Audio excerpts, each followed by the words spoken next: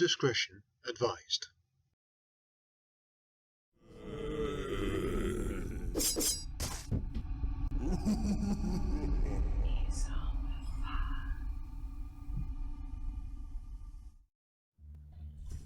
Let me check to make sure that the mic check, you guys. Got a quick mic check, making sure you guys can hear us in the chat. Let us know. Give us a thumbs up if you can. I hope everybody had a wonderful weekend. Thank you for joining us here on this Monday, October the 21st of 2019. And today happens to be the first ever annual, right? Wizard of Words Narrator Battle Royale. 8 narrators enter. 5 days. Only one champion. Only one Wizard of Words. This is going to be amazing. Sorry for the delay, Mysterio. Please keep them up to date of what happened. Why the delay?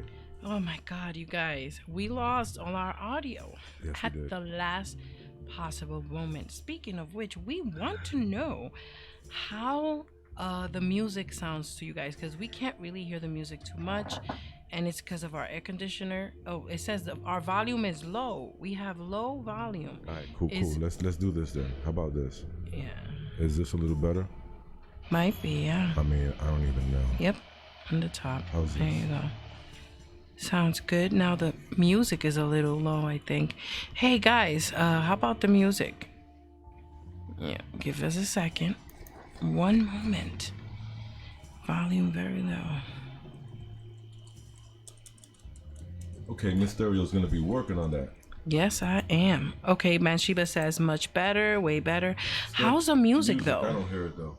I don't hear the music, honey. No, we don't hear it yet because the you know, the air conditioner and all of that. But everything sounds good to me. Says Spirit Voices. Okay, music is fine. Okay, everybody is loving it. Good, love it, love it, love it. How was the music in the previous scene, you guys? Do you guys like that new countdown? Let me know. And okay, so you guys know what y'all are here for today, baby. Why don't we either? What are we gonna start with? The roll call, or should we show them the promo? Listen, I want to say, first off, Mysterio, you did a beautiful job here with all the new scenes. Loving it. And with the avatars and all that. Awesome. Everybody, please give Mysterio a warm round of applause. I appreciate that. Fantastic job. Fantastic. You guys are too much. And I want to thank everybody who has graciously accepted the challenge to be in the Wizard of Words Narrator Battle Royale. So thanks to each and every one of you guys as well. Kenny's mic is low. Kenny, your mic is low. Raise your mic a little bit. Here. If it's not an echo, it's a low mic. I mean, yeah, it's always something. I don't know what's going on. Okay. This is sounding crazy. Yes, let us know. It's really weird. Like, I'm for not real. really thrilled with it, but it is what it is for today. So without further ado, what we're gonna do is we're gonna go into the promo, and then we're gonna bring on Madame Raven, and she shall be the first contestant in Wizard of Words. Welcome, Z-Horde, to Dezombified's first annual Wizard of Words Narrator Battle Royale. 8 contestants, 5 days, but only one champion. Are you ready to read?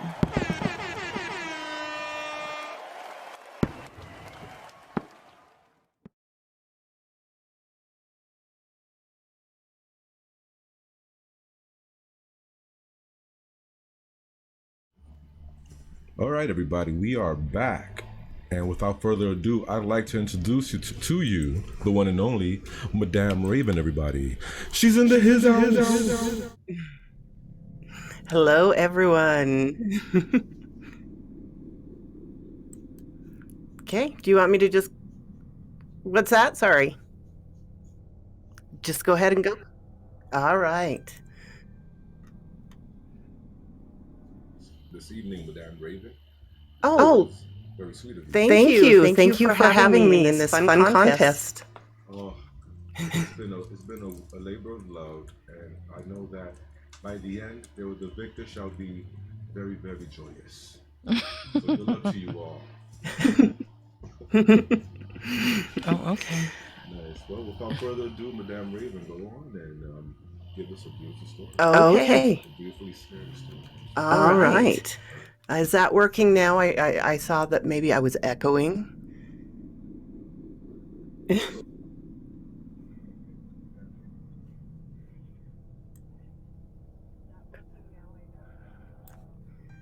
Okay. I bring you The Pact by The Bearded Noob. Some might say I grew up in a very cookie-cutter, white suburban type of house. We lived 15 minutes outside of Dallas. My summers were always filled with my grandparents, on my dad's side, coming to swoop me up in their deep burgundy van. We would always take 2 to 3 week-long adventures. One summer, we would go to Yellowstone. Another year, we'd go to the Gulf Coast. With my grandparents, it was always one fun adventure after the other. I could never figure out why I never knew my mom's parents. That all changed when I turned 21. I had just returned from studying abroad in England for what was hopefully to be my chosen career as an archivist. Now I know what you're thinking.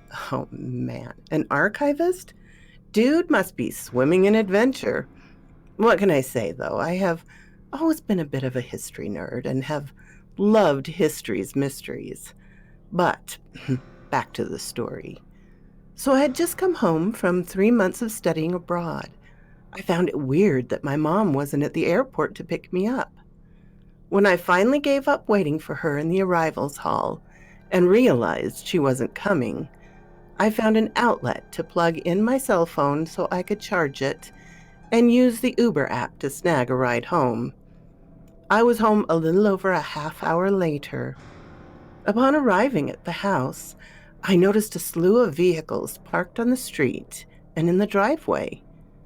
I walked in the house in a bit of a rush, threw my backpack and suitcase on the ground at the door, and looked up to see numerous relatives, all dressed in black. I heard the faint sound of someone in the backyard crying. As I got closer to the back door, I saw my dad holding my mom, who was a wreck. She was screaming, "Why? Why'd you have to take them?" Perplexed, I looked over at my dad and saw that he realized they'd forgotten about what day it is. He silently mouthed an apology. "I'm so sorry. We didn't come get you." I found out later that evening that my mom's parents, my grandparents, were on their way home from a charity ball when a drunk driver hit them head-on at over 80 miles per hour. Dad told me there were no survivors. He also told me that it was very coincidental that I was home now because it looked like all 3 of us had been requested to be present for the reading of my grandparents' wills. My mother finally started to spill the beans about her parents on the ride to the attorney's office. She told me how they never really liked my dad and how they always felt he was ruining their daughter's chance at a good life. How it wasn't my parents who didn't want them seeing me, but that they didn't want to see anyone who was the offspring of the bastard who ruined our daughter's future. Consequently, my grandparents, they would only see me, their only grandson, if their daughter's mistake wasn't in the picture anymore. I was pretty sure my jaw was on the floor in disbelief during the entire ride. I could never understand why my father was such a mistake to my mother's parents. A few hours later, we arrived in Tulsa to speak with my grandparents' attorney. We are led into the office towards the back, where I can smell the overbearing smell of cheap cigars and even cheaper whiskey. Sitting behind a very large oak desk is a man by the name of Paul D. Robinson. He stood up to shake my parents' hand, then turned to me and shook mine. Looking around the room, I counted more than 15 chairs. No one else was there but us. To the left of his desk was a large television sitting on a makeshift table. He laughed and hit the play button on the 1989 Panasonic VCR. walking over to the light switch on the wall and turning off all the lights. The television flickered to life. On the screen was a very regal couple sitting on a couch. They introduced themselves, and I heard my dad muttering, mocking just about everything they were saying.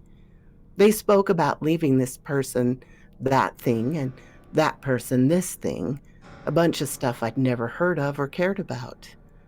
All of a sudden, my grandmother sat forward and said, "Paul, if my daughter, the mistake, and my grandson are here, please go to tape 2.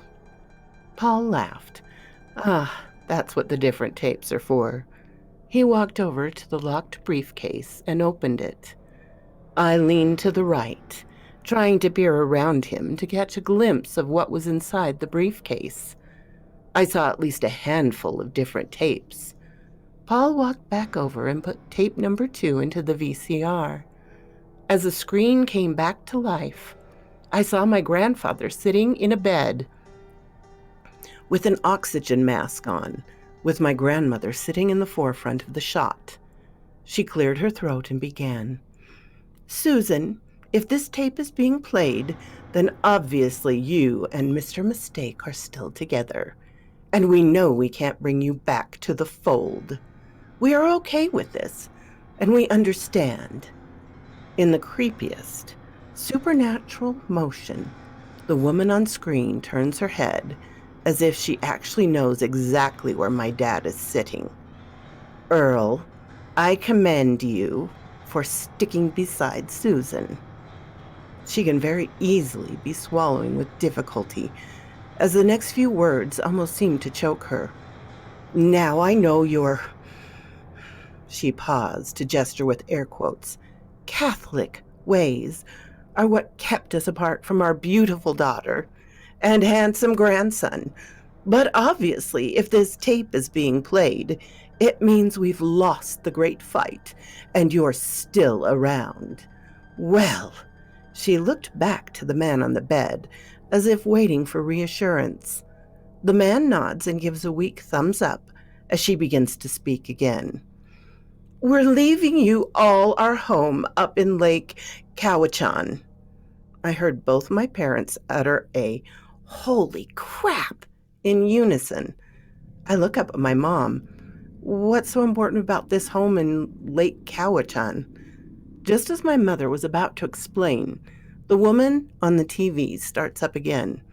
"Of course, this has stipulations. 1, you can never sell the house. If you do, 85% of what you sell it for must go to a charity approved on the list provided to Paul."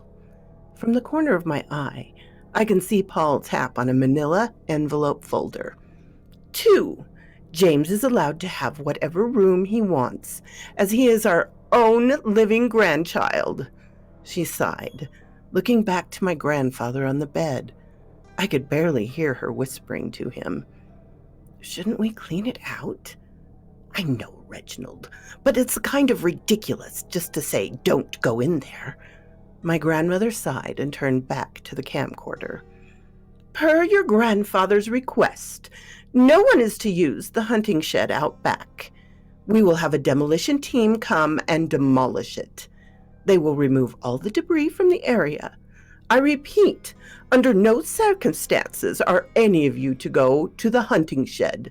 Period." She looked over to where Paul was standing, as if this was a live feed and not a playback.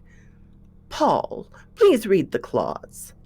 Paul cleared his voice and read some legal jargon, mumbo-jumbo verbiage about "don't do this, don't do that, doing this will void out that," and so on. After several minutes, Paul pulled out a contract that my parents were required to sign in relation to selling the home. He handed them 2 sets of keys, and we left. As soon as we were back in the car and driving away, my dad looked at my mom, and in unison they both excitedly screamed, "Holy crap!" My mom looked back at me laughing. "James, sweetie, I'm sorry, but you don't realize the house we've just inherited." She told me to Google Lake Cowichan, and within the first few pictures, I was blown away. I looked up from my phone. "This is where our new home is?"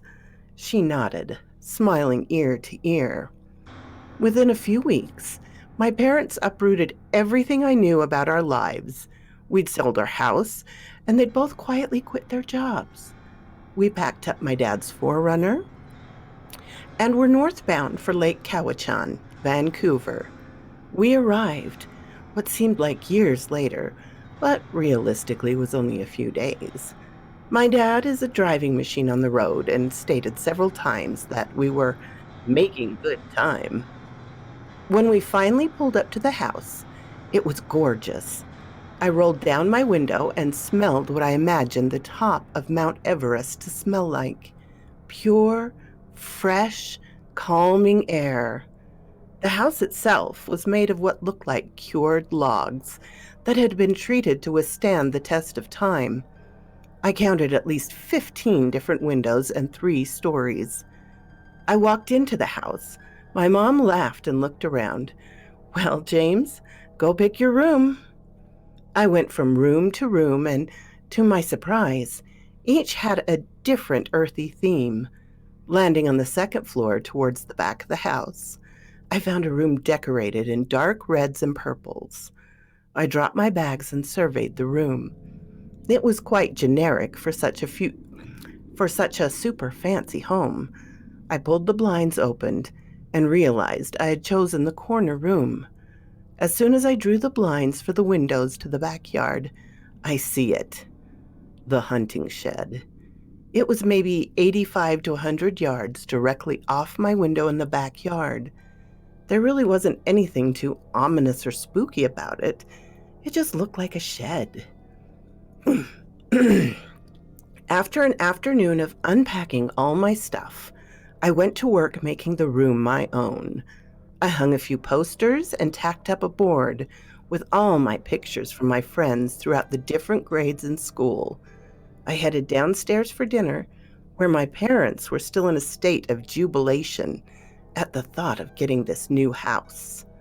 We ate dinner, talked about the house, and finally landed on the subject of jobs and how I needed to find a university to transfer my credits to so I can finish my schooling. Heading up to my room, I quickly used the shower across the hall. When I finished showering, I jumped straight into my new bed and closed my eyes, quickly falling asleep. All throughout the first night, I had vivid dreams of being lost in a forest. I woke to hearing chanting. It was dark and cold. As my eyes adjusted, I realized I was outside. I could see a twinkle of light off in the distance. I started moving towards it, feeling as though I'd been traveling these woods for hours. The light seemed to change into a reflection off of some sort of structure. As I moved closer to it, I could now see that I was in the backyard of the house, and the light I followed was coming from the hunting shed in the backyard. The strange chanting had also gotten louder the closer I got to the hunting shed. I reached the back wall of the shed, which had a small glass window that was just slightly too high for me to see inside. I put my ear to the wall of the shed and could just barely make out what was being continuously chanted from inside. The sins of the one must be atoned to allow for the righteous to be allowed back. The sins of the one must be atoned to allow for the righteous to be allowed back. The voices kept repeating.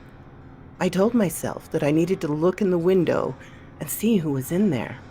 It honestly sounded like at least 3 or 4 people were inside. Looking around, I saw part of a cut log. I slowly wheeled it over to the wall and quietly propped it under the window. I stood up on the log, slowly pushing myself up past the bottom of the window to peer into the window. Inside the shed were 3 people in dark crimson robes, kneeling around someone lying in the center of the top of what looked like a red painted sign on the floor. There was red liquid all around the floor and weird symbols drawn all over the walls. The largest of the robed figures was holding a large, sharp dagger, and I watched as they placed the blade on the arm of the person lying on the floor. All of a sudden, I could feel something cold being pressed to my right arm. The robed figure pulled back the cowl to their hood and looked up at me, peering through the window. All of the chanters were looking up at the window now, evil grins plastered on their faces, grinning from ear to ear. The wrinkles on their faces gave away their age. They looked to be 70 years or older. The largest figure looked to be somewhere around 65, with his left eye drooping very slightly. Creepiest of all, he didn't appear to have any eyebrows. As he continued to chant, our eyes locked, and I felt a sharp sting in my arm. I broke his locked gaze to look down at my right arm now, which was bleeding profusely. Grabbing my arm, I started to scream. I jumped up in my bed, holding my right arm, covered in sweat and still screaming. My mom came barreling into the room and ran to my side. "Honey, is everything okay?" "Yeah, Mom." She pointed to the side of my bed. "Sweetie, you cut yourself." I felt the blood drain out of my face as I slowly looked down to my right arm again, seeing a perfect 1-inch cut. Muttering, I told myself, but it was only a dream." My mom asked what I was talking about, and I began to retell the dream, waking up in the forest, coming upon the back of the hunting shed, moving the log to see inside the shed, seeing the 3 people, the man's face, feeling the dagger, and it eventually stabbing me. My mom had this weird look on her face the whole time I was telling her about the dream. Then I noticed she was holding her left wrist. "It can't be," she worried out loud, turning around. "It can't be." I got up and walked over to her, placing a hand on her shoulder. "Mom, what are you talking about?" She turned around, tears freely flowing from her eyes. "I've had the same dream. I've had it for several nights, and when it finally ended and brought on the worst fever I've ever had in my life. A fever so bad I still don't remember what had happened during that time period. From what my parents told me, the fever almost..." The door burst open. On the other side was my dad, standing there in a crimson robe. He pulled the hood over his head. "It's almost what, honey? It almost killed you?" He began to laugh as he walked closer, a long-bladed dagger sliding out from his left sleeve, and from behind him, the chanting began.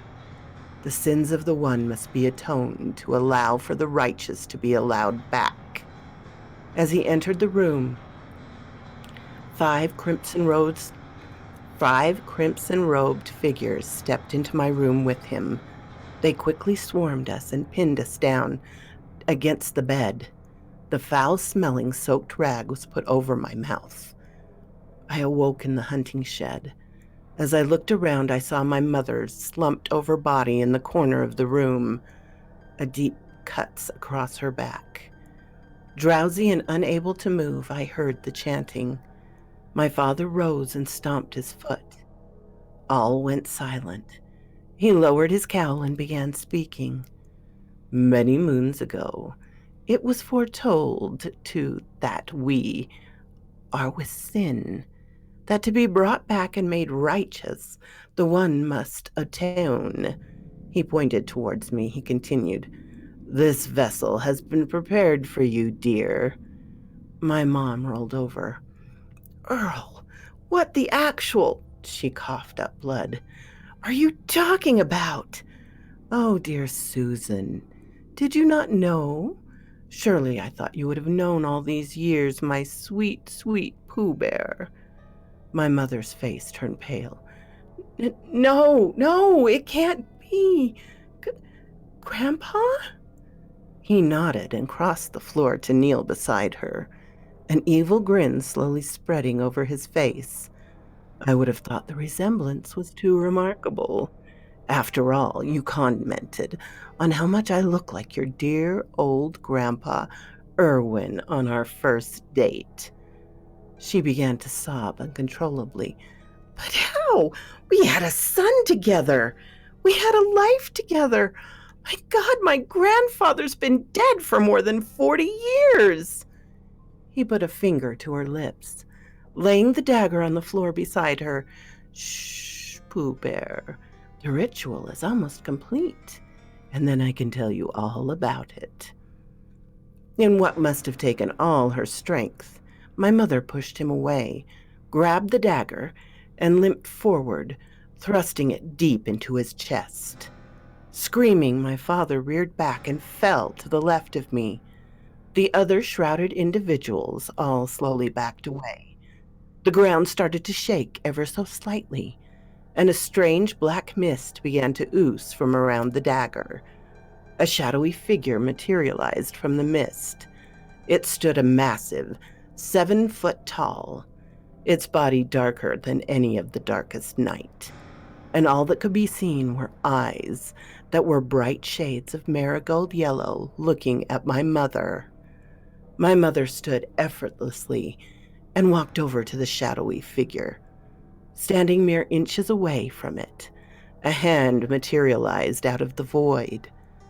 I heard no sound from the creature, but my mom replied, I don't care what you have to do, but kill them all. She grabbed a hold of its hand and they shook in agreement. The shadow turned and quickly moved out of the hunting shed. My mother closed the door, knelt down beside me and put my head in her lap.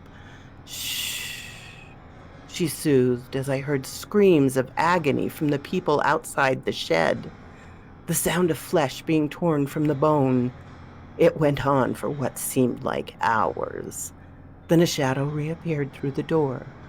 Those eyes stared intently at my mother as she spoke to it again. We won't ever summon you again, I promise. Can I ask where it is? She looked at the misty shadow for several more seconds. The hand reappeared, pointing to the center of the floor where I was lying. I understand. We will destroy it tonight.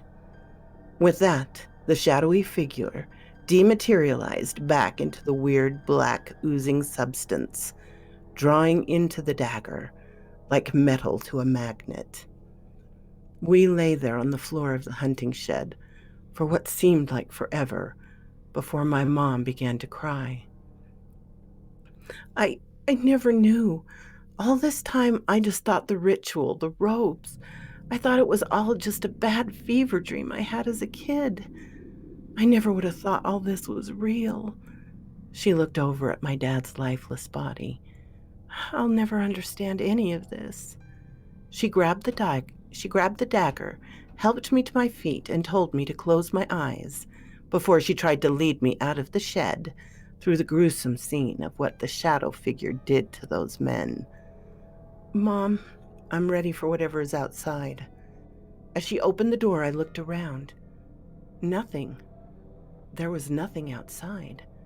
The sun was high in the sky, birds were chirping, and there were several crimson robes laying on the ground here and there. But nothing else. Mom helped me get back to bed, where I passed out the moment my face touched the pillow. I woke up several hours later, threw on some clothes, and headed downstairs to the den. I saw my mother sitting on the couch by the fireplace. She had the fire burning bright, hot and roaring. In her hand, she held a leather-bound book. She looked back to me, standing in the doorway, and held up the book. I've thought this through. It disgusts me. It's a literal telling of how our family has been sacrificing blood to a demon named Soglar for wealth and overall health. It apparently goes back several generations and centuries to when my family came here from England in 1695. She reached over and grabbed a bottle of bourbon. Taking an unhealthy swig, wiping her face, she continued, Apparently, Soglor was locked into a contract. As long as we appease him with blood from a sinner, he would continue to allow my family to prosper and would allow for the head of the household to live in a vessel determined by Soglor. I just can't believe this. She looks to me. Can you, son? I looked at the book one more time before throwing it in the fire. Soglor talked to me, you know. He was the one who was standing in the shed. He said I made the sacrifice and became head of the household. I could decide what to do. She sighed as I curled up next to her. She put her arm around me. He told me he'd give us everything or nothing. All I had to do was give him a blood sacrifice. She began to whimper. He said all but the sinner could be an initial sacrifice, but that I needed to. She trailed off as I began to feel pressure on my neck. Give the ultimate sacrifice to let my family continue on. Something moved rapidly across the room towards us, and I felt myself falling backwards. Mom grabbed the back of my head and slowly laid me down. Shh. It will be over soon, sweetie. The sins of the one must be atoned to allow for the righteous to be allowed back. My vision began to fade, and just as I was losing consciousness, all I could see was yellow. Only those marigold yellow eyes looking at me deep into my soul. So quotes this raven. So that's that. Did it go through?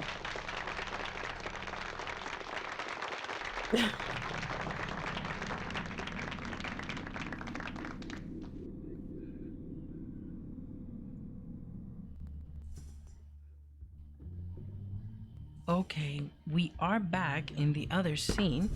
I'm just making sure that the speakers don't go all wonky here. So you guys go ahead and say, what's up? That was beautiful, Madam Narrator. Beautiful. I loved it. Thank you. Kenny's a big fan of yours. Oh dear. Lucky. Oh. I'm lucky that I'm not allowed to vote for anybody. Because Oh. it'd be so hard. Who do I vote for? I only get one. There are some amazing narrators in this contest. This is a really great thing you guys are doing. Oh, thank you so much. Really appreciate that. That means a lot. Yeah, so I'm so sorry for the delay earlier once again, but we made it through. We made it through, folks. Thank goodness.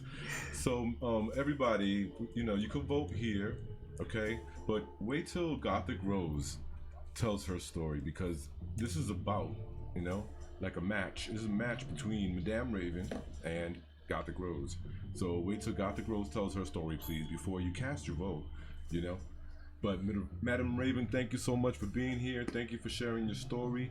Hopefully, if you Thank you. Hopefully, we'll be able to talk again soon. Yes, thank you so much for having me. This is great. Thank you so much. Aww. Madame Raven, everybody. She's in his house. His house. Oh my God. His house. I'm so sorry about that. So, anyway, thank you so much, Madame Raven. Mysterio? Yes, thank you very much. Amazing. Madame Raven has one of the most soothing voices that we have out here in the whole horror spheres. Everybody has their own little thing.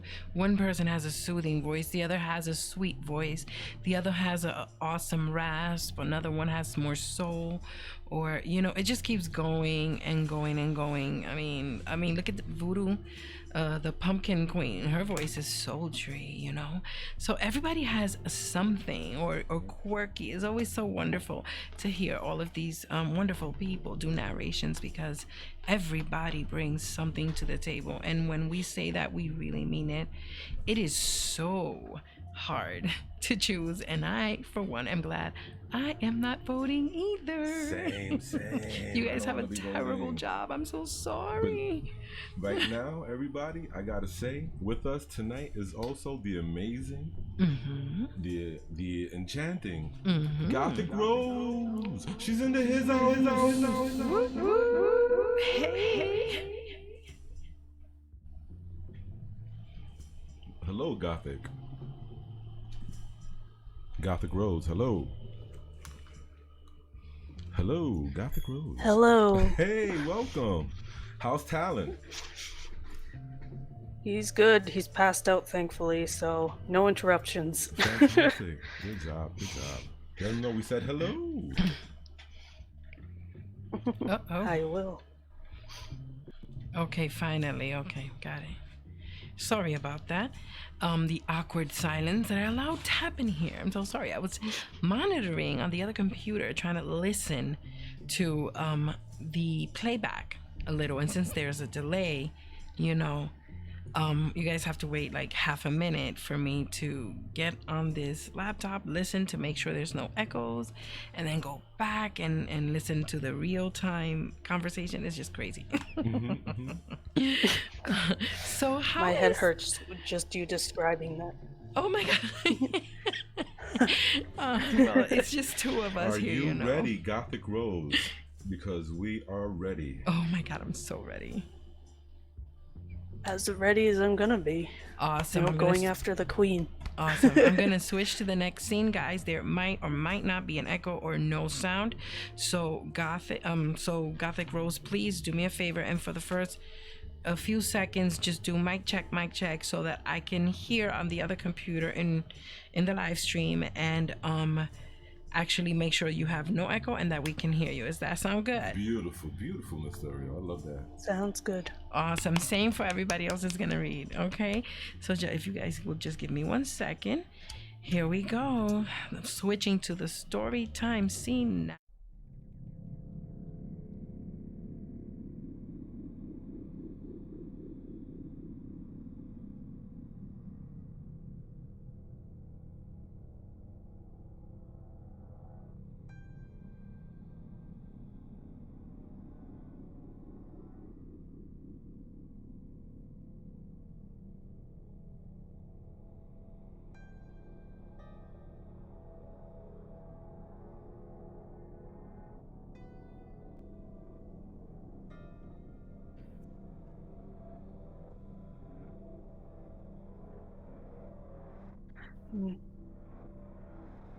Mic check 1 2 1 2.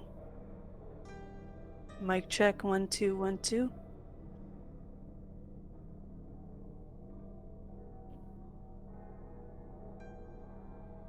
Mic check 1 2 1 2. Okay. Okay, Train, you need to shush. Okay. That's distracting. Okay.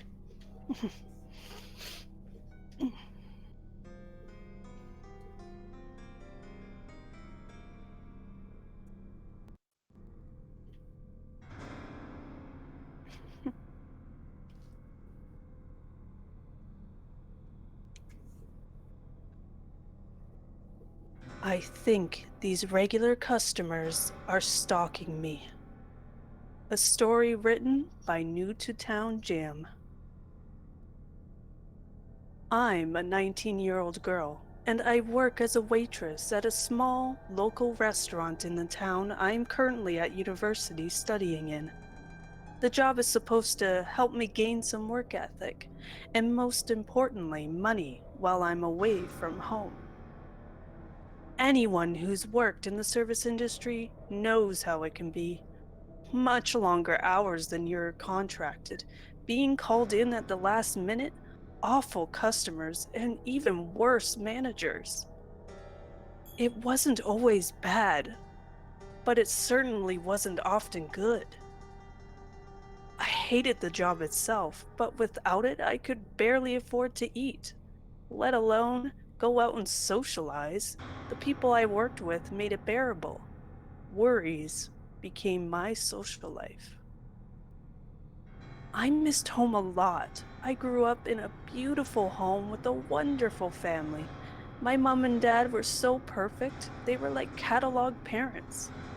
They both worked in medicine, my dad as a doctor, and my mom as a surgeon. They were both fit, healthy, and loving. My little sister was 16 and looked different to me. She had olive skin and darker hair that flowed down her back, while my unruly blonde curls stopped at my shoulders. People were often surprised we were sisters, but once we interacted, you could definitely tell we were related. No one had ever seen sisters so close. We were friends. Most siblings I knew fought constantly, but not me and my sister. We were blessed with a great relationship.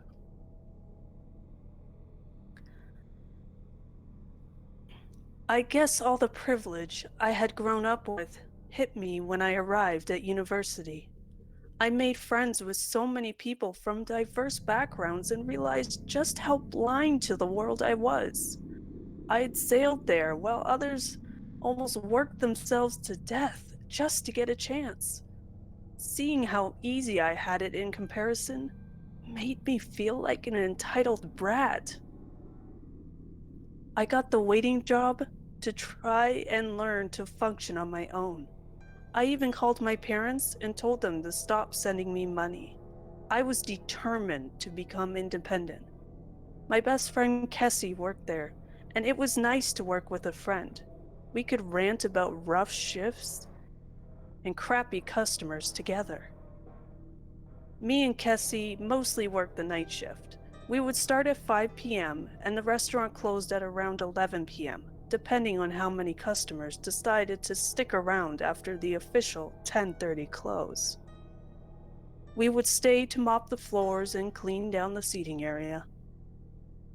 We got tons of abuse on the night shift. People tend to be more drunk during the dinner rush and love to take it out on their waitress.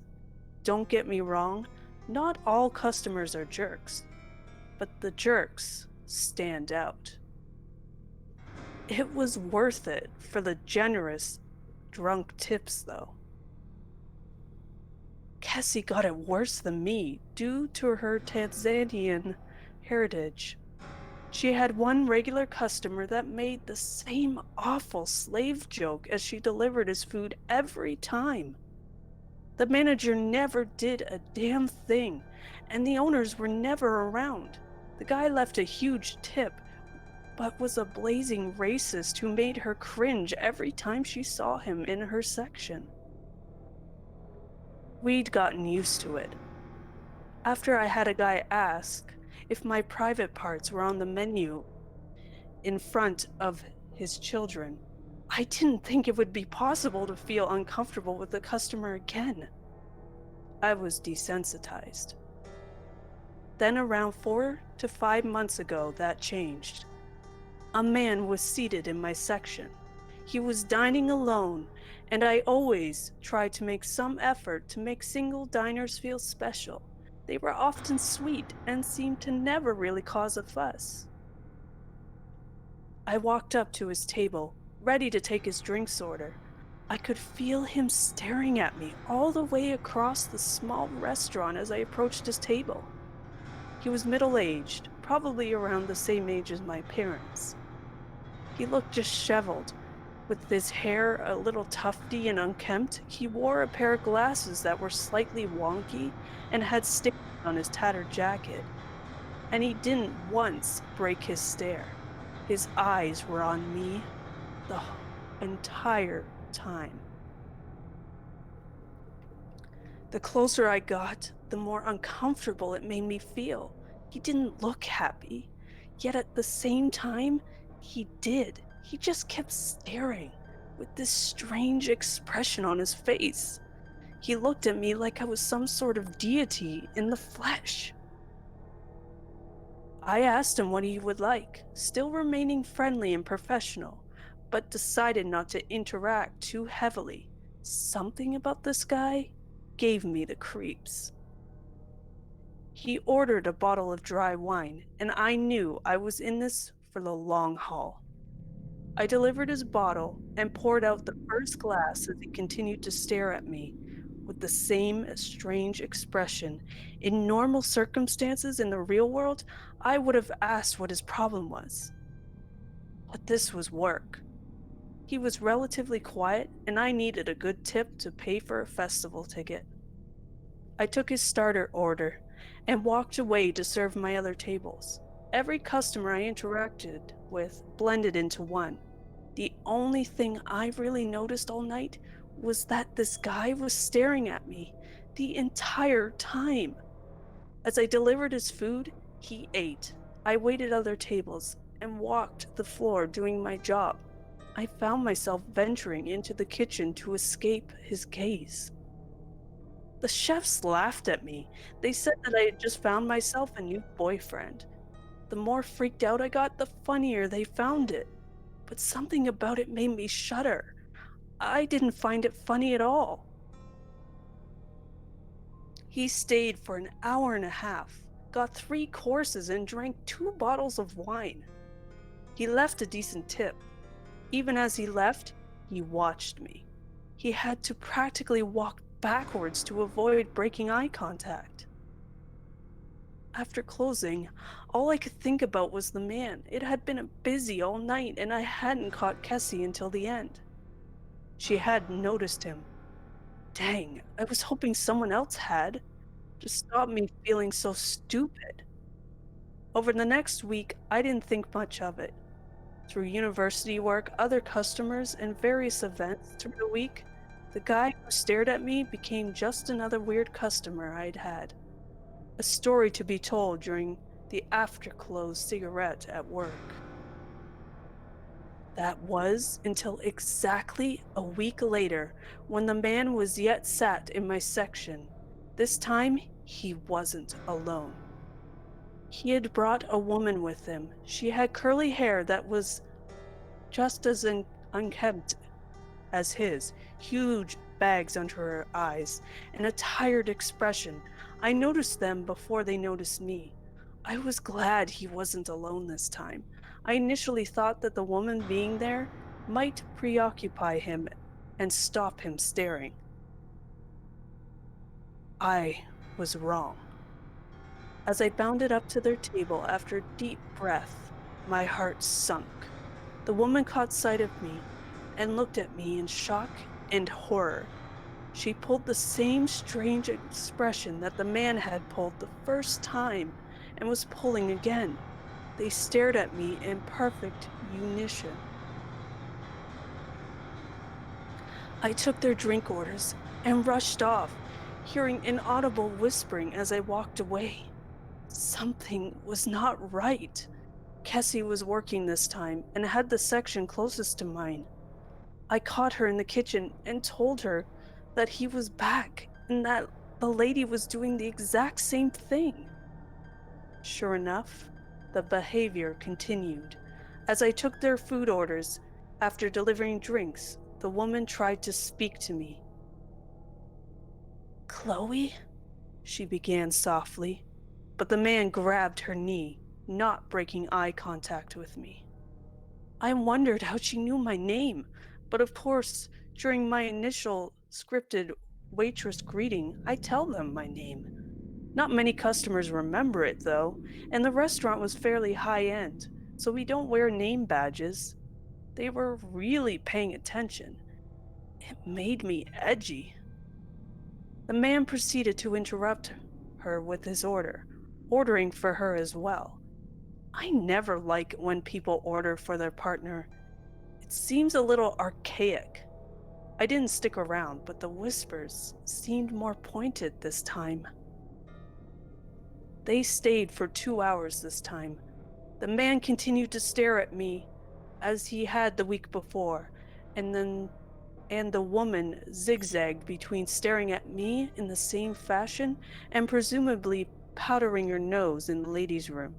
She came back more twitchy each time, and it wouldn't have accounted for the bags under her eyes. Again, they left a generous tip, but it did nothing to subside the feeling of deep unease. At close, Kessie told me she had noticed it too. She said it had been creepy the way they looked at me. It may sound like a huge overreaction, but neither of them took their eyes off me unless I removed myself from their vision. I removed myself from their vision. It was nice to know someone had seen it. They returned the next week, and the next, and the one after that.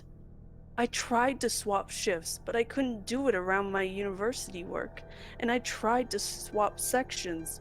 One of the nights Kessie served their table for me, and even as they told her their drink orders, they watched me. It was like no one else was in the room. I had complained to the manager, but he just laughed it off. He couldn't speak to customers about simply looking at one of his staff members, as he put it. After a few weeks, the guy started making more lone visits at random times of the week. He would come for drinks and something small to eat. If I wasn't on shift, he wouldn't stay long. The manager would even joke to me when I came to work that my boyfriend had been in and run home because I wasn't there. The chefs found it hilarious. No one realized how much it frightened me. They started showing up everywhere, just shopping in the same stores as me, walking past me in the street, taking the same bus as I did to different stops each time. I only ever saw them for a flash, or it was too crowded for me to stop them and ask them why they were following me. One night recently, I could have sworn I saw the woman staring into my window from across the road on campus. As I picked up my phone to call the police and looked up, she was gone. I sobbed that night, conflicted between genuine terror and the concern that I was reading so deeply into nothing. After seeing the woman out of the window, I started carrying a rape alarm. I just wanted something loud enough in case I was ever grabbed. This couple seemed so fixated on me that I felt vulnerable at the time. I didn't know whether to call the police or not. I had no real evidence, and they hadn't done anything wrong. Can someone be arrested for making you uncomfortable? Every week I dreaded that shift, the one I knew they'd be there for. My alarm didn't make me feel much safer. The tip was no longer worth it. I was starting to lose my sanity over this. This weekend, just gone, I was dreading it more than ever.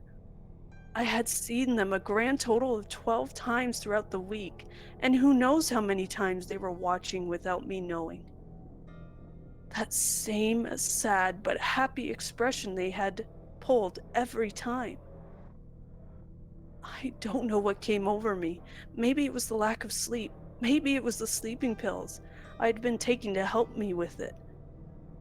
More than likely, it was the fact that Kessie was away for the weekend and I didn't have a lift home that night. Whatever it was, something convinced me to pack a knife in my purse that night.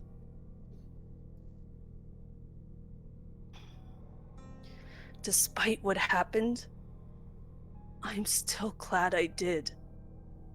As expected, the couple came in for their weekly booking. I didn't serve them.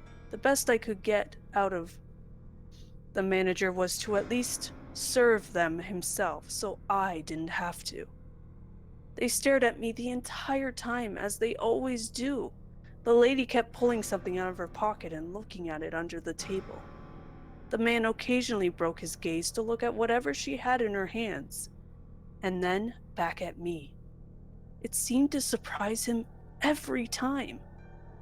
Their food came and went, and they left, the woman rustling something in her pocket as they walked out of the building. They walked straight past me, and I only caught 4 words from the man to the woman as they left. Not yet, but tonight. It sent shivers down my spine. There was no one here that could take me home. All the other closers stayed much later than I did for kitchen and cashing up, and I knew when I left I was on my own. I knew they were going to do something to me. I was so glad I packed that knife. Even if this whole situation was making me feel paranoid, at least I'd have some protection. I finished my clothes, and the time rolled around to leave. I could feel my hands shaking and my palms sweating as I started to make my way down the road towards the bus stop. Every shadow made me twitch. It was quiet out. The shops were all closed, and there weren't many people around. Just the occasional car going past. I could feel footsteps behind me, and I knew they were following. I kept a hand inside my bag, ready to grab hold of the knife if I needed. When I sat down at the bus stop, I finally began to see the outlines of two figures approaching me. I wasn't going to give them any time to harm me. I ran as fast as I could. They kept up well considering their ages and respectively tired faces. I thought they were going to catch me until I darted across the road. The last thing I heard was the lady scream the name Harley. Then there was a large bang, and the whole sound around me went numb. That doesn't make much sense, but I know how to. But I don't know how else to explain it. Everything had this dull, muffled feeling to it, like the world was going in slow motion. I turned around to see the mangled bodies of my stalkers laid out in front of the bus that had abruptly broken after hitting them. Bones were jutting out of their bloodied rips in their flesh. The expression hadn't left their eyes though, and somehow it looked like they were staring at me. I ran towards the wreckage, ran to the couple to check for pulses, as the horrified bus driver got out of his vehicle. As I checked the woman over, I felt a crunching in her pocket and quickly grabbed the contents.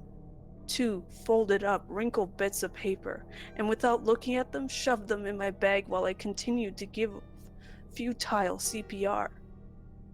The couple was dead.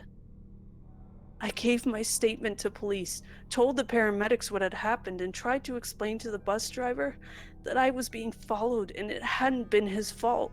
They literally ran out in front of him. It seemed like hours before they finally let me go home. As I collapsed into my bed, I remembered the pieces of paper I'd stuffed in my bag and got them out. I unfolded and smoothed them out and gasped at the contents. One was an article from 20 years ago in a national newspaper. The headline read, "We named her Harley, the story of the couple whose baby was stolen from the womb." The photo showed the couple holding baby girl's clothes and looking devastated. The article explained that the woman had spent a lot of time recovering in hospital from the forced C-section at 8 months.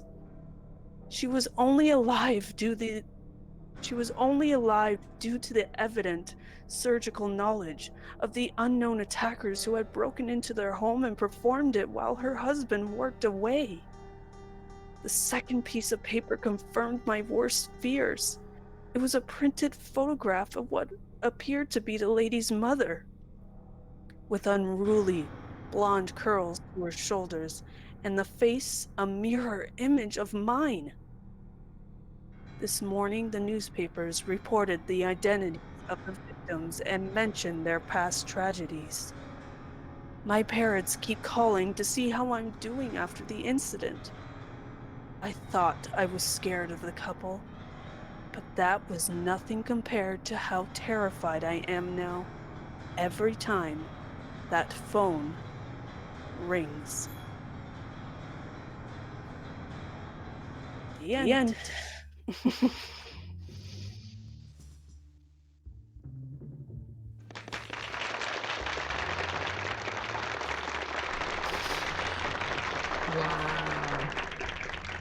That was amazing. Thank you so Wow. much, Gothic Rose. Wow.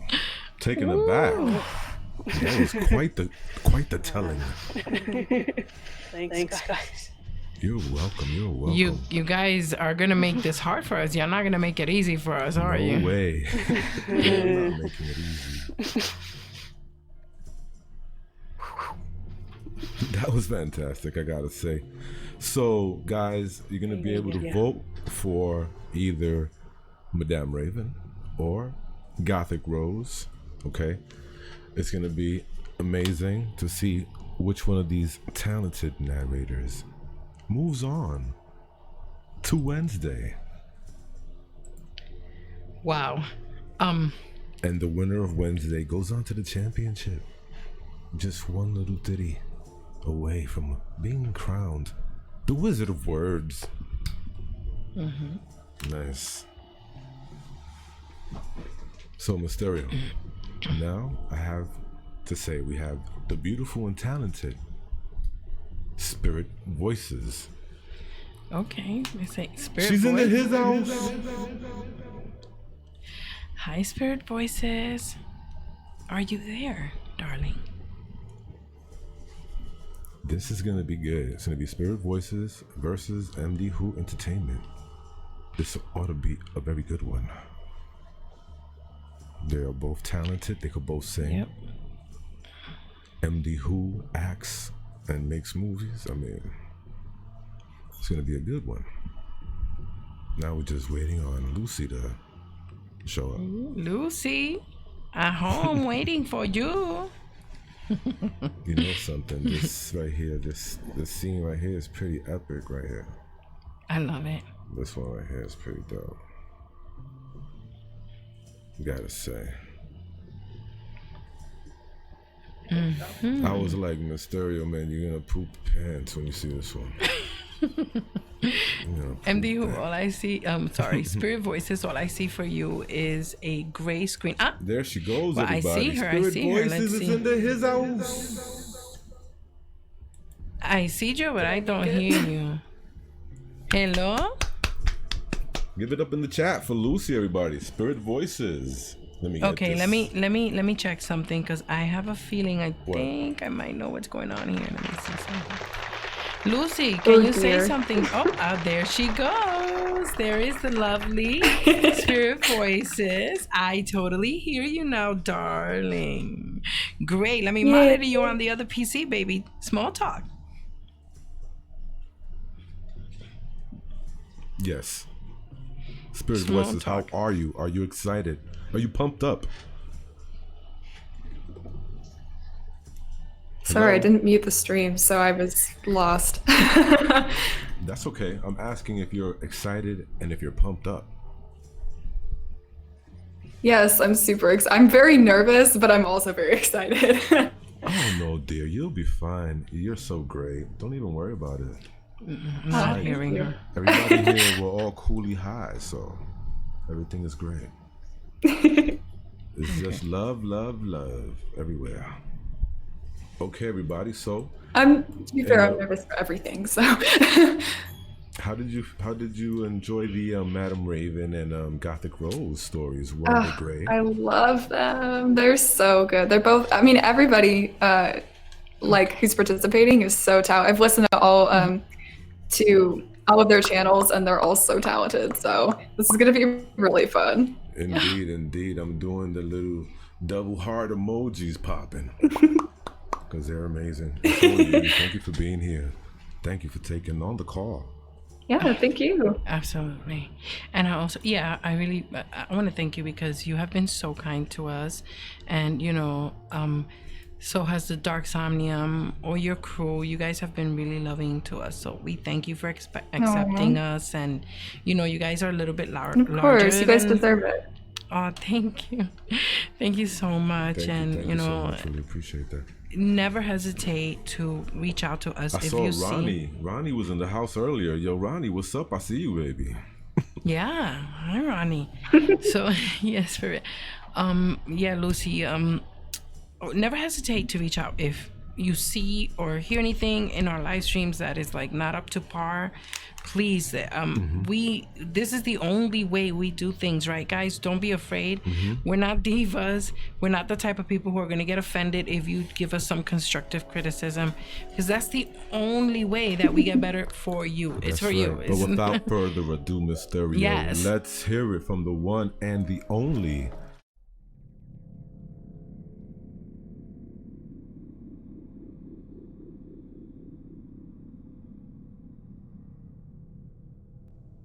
Should I be doing a mic check?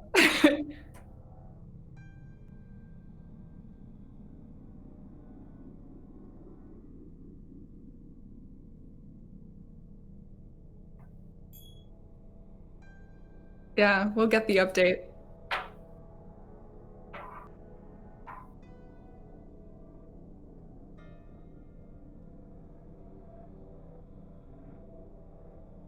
I'm good? Okay. Chandler says it still has Gothic's banner on it. Let's see.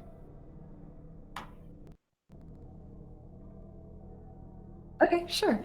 All right. Well, then I'll go ahead and start.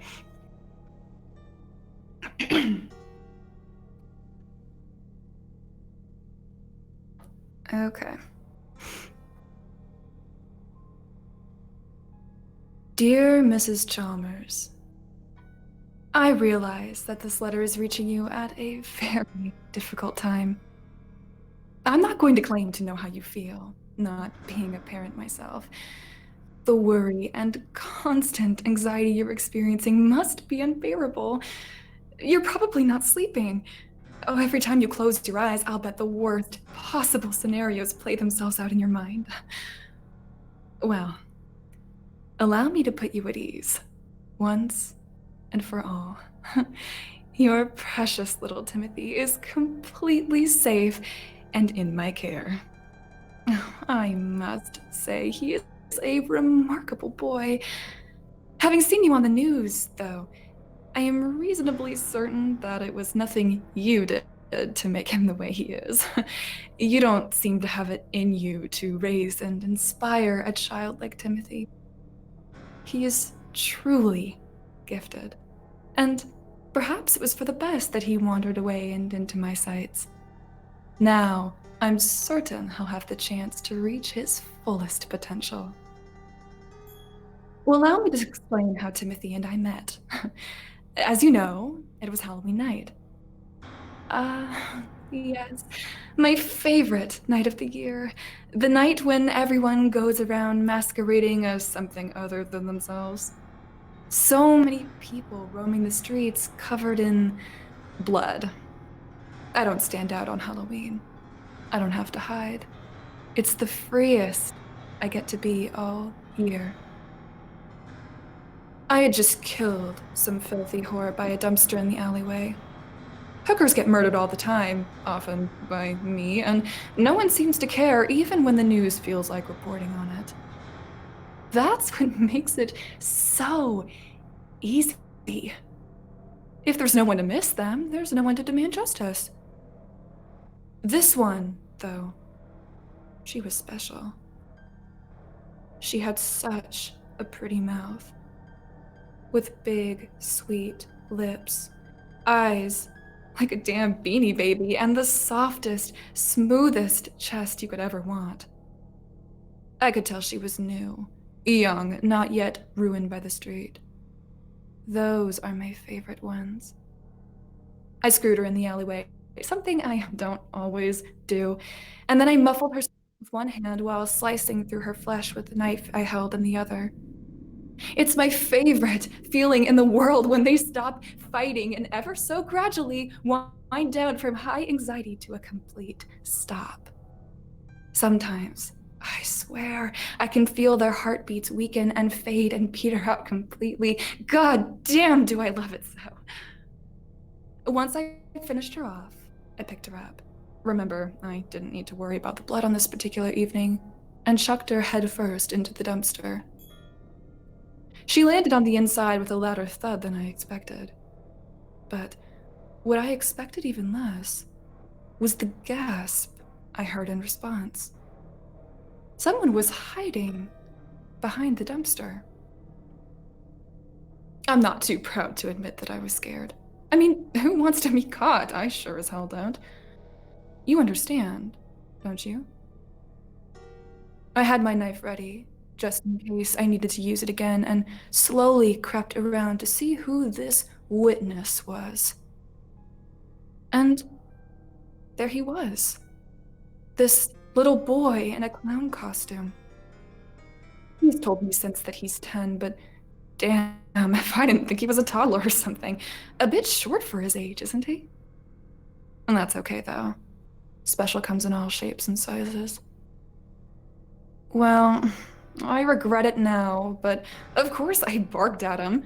I demanded to know what he was doing hiding behind that dumpster. He said, damn near floored me. Do you know what he said? He said he'd been out specifically looking for me. How about that? Well, naturally, I asked him what the hell he was talking about, and he explained to me that you and his daddy make him watch the news every night because, in his words, you want him to be smart. Well, let me tell you, you sure did get your wish on that one. He said he'd seen a couple of news stories about, quote, the guy who keeps killing people, and so he wanted to come and find me. He picked Halloween to do it because it was the first time you were letting him go out alone. He knew I mostly went for horrors and even picked up on the kinds of settings where I liked to do the deed, which is how he knew to wait for me behind a dumpster in the crappy part of town. See?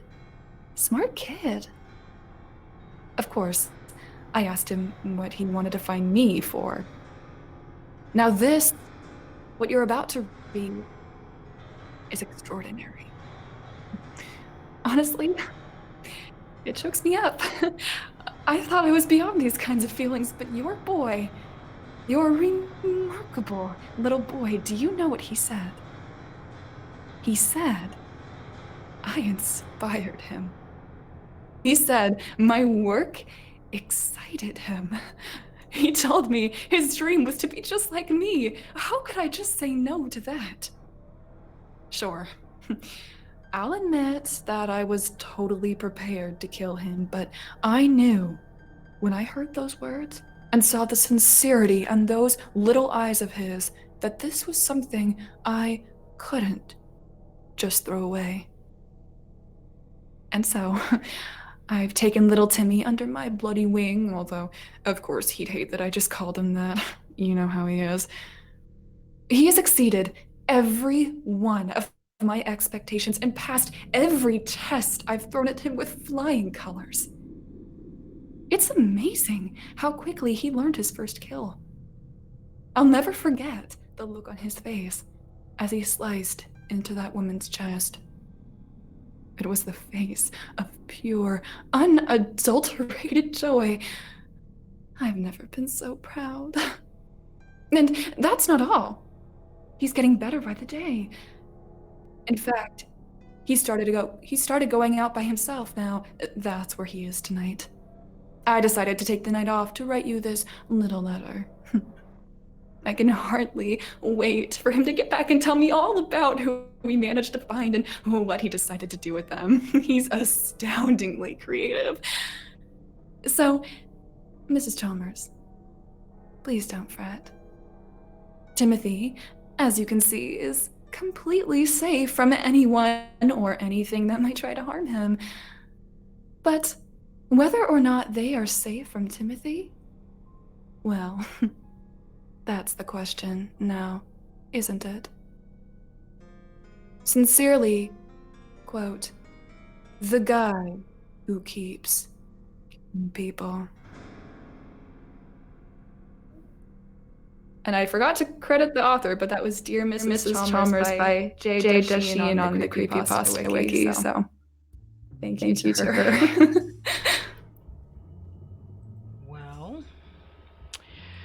Well, alrighty then. Holy crap. Holy. Well, you know something. We're back, everybody. And Spirit Voices, that was a reading, my dear. That was everybody. Give it up for Spirit Voices in the chat.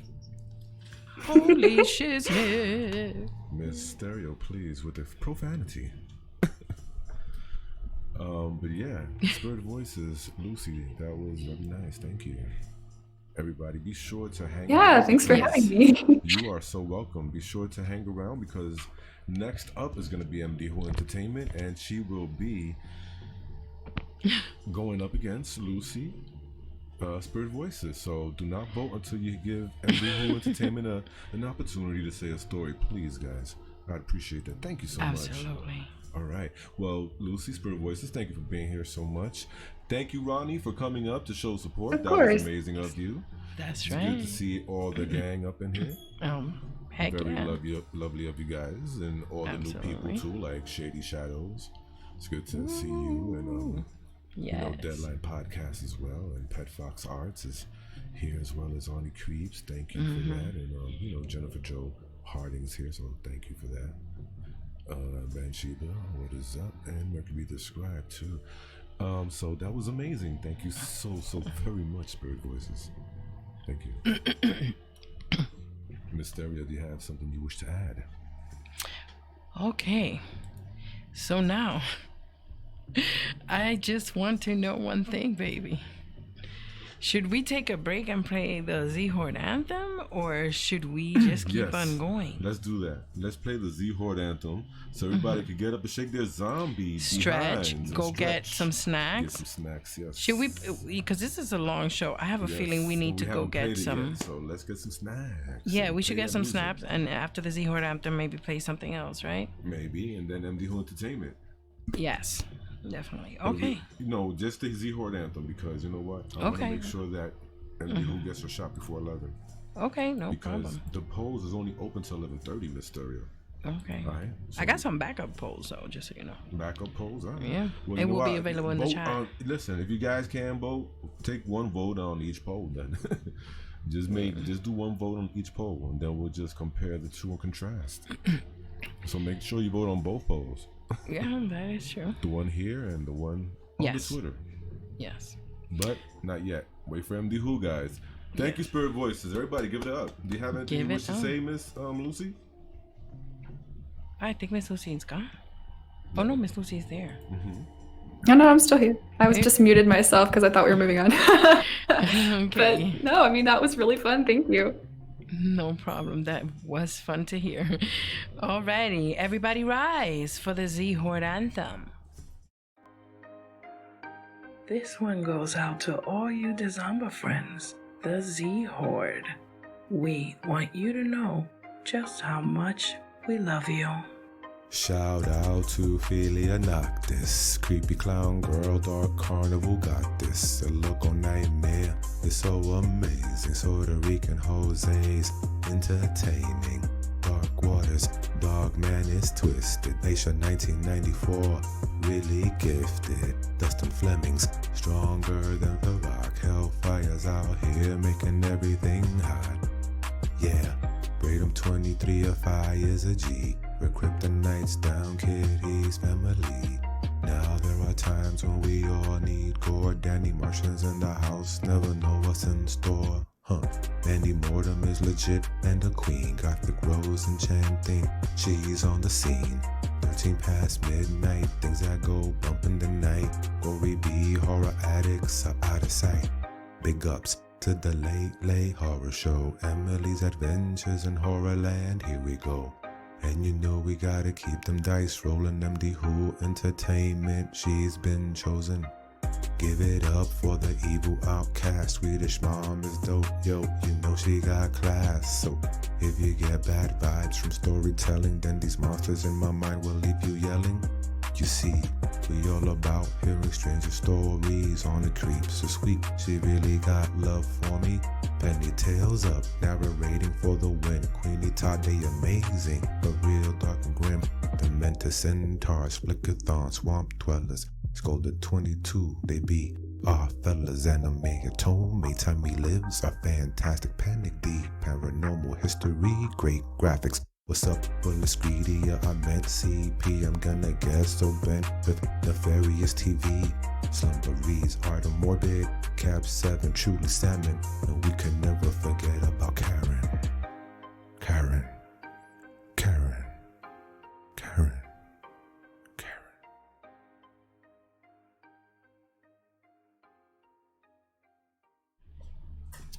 I always have the munchies. I'm fat. Oh my God, no. Shh, me too. All right, now everybody heard that. Listen, you're not fat, you thick, baby. Yum yum. Alrighty then, you Oh, guys. sorry. Without further ado, let me get you now to MD Who Entertainment That's story right. time. Yeah, she's in the his house, his house, his house.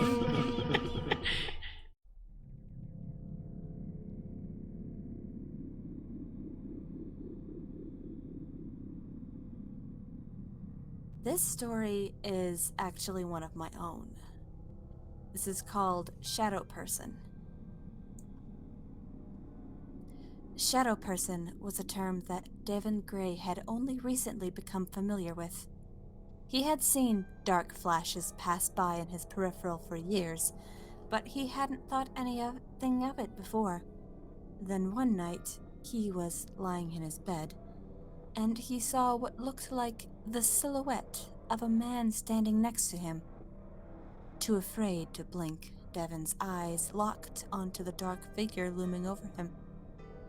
Time seemed to stand still as he stared, and although realistically it was probably only for a minute or two, it felt like he was staring at the living shadow for much, much longer.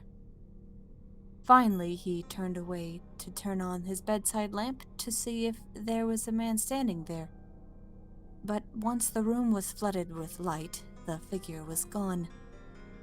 He turned his light off again, thinking that it might have been a shadow from outside, but he no longer saw the figure, and he was alone in his room once more.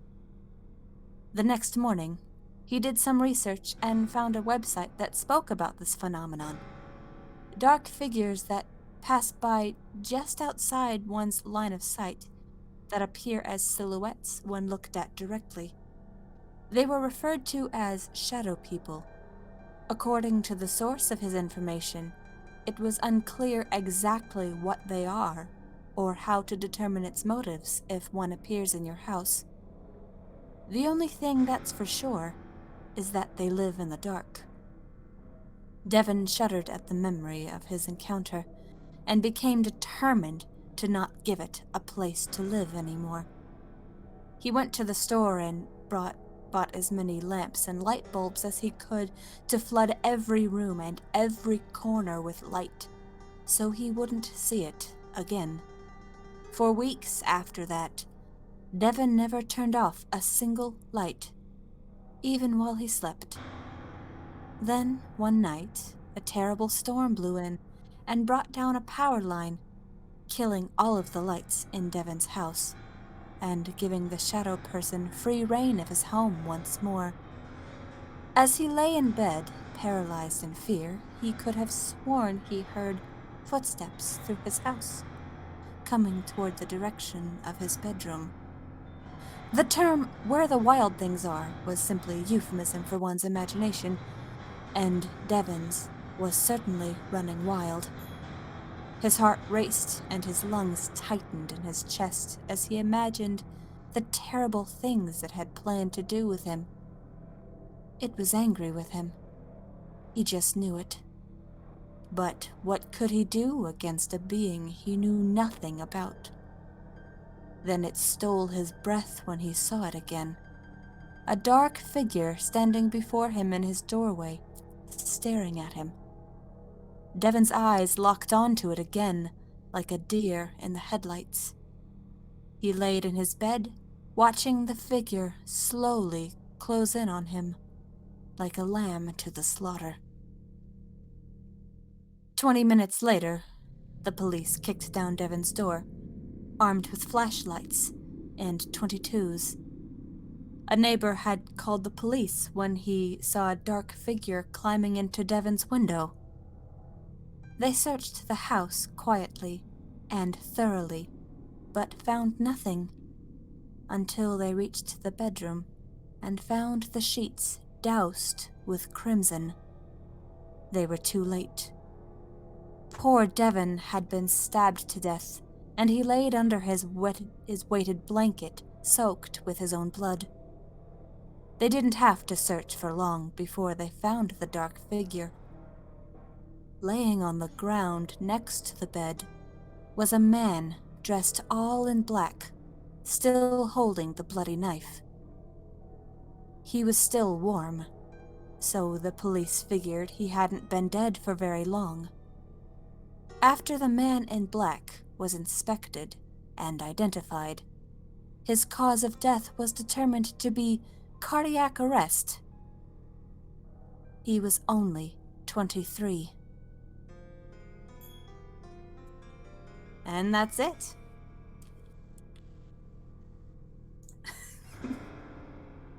I know, short but sweet, but...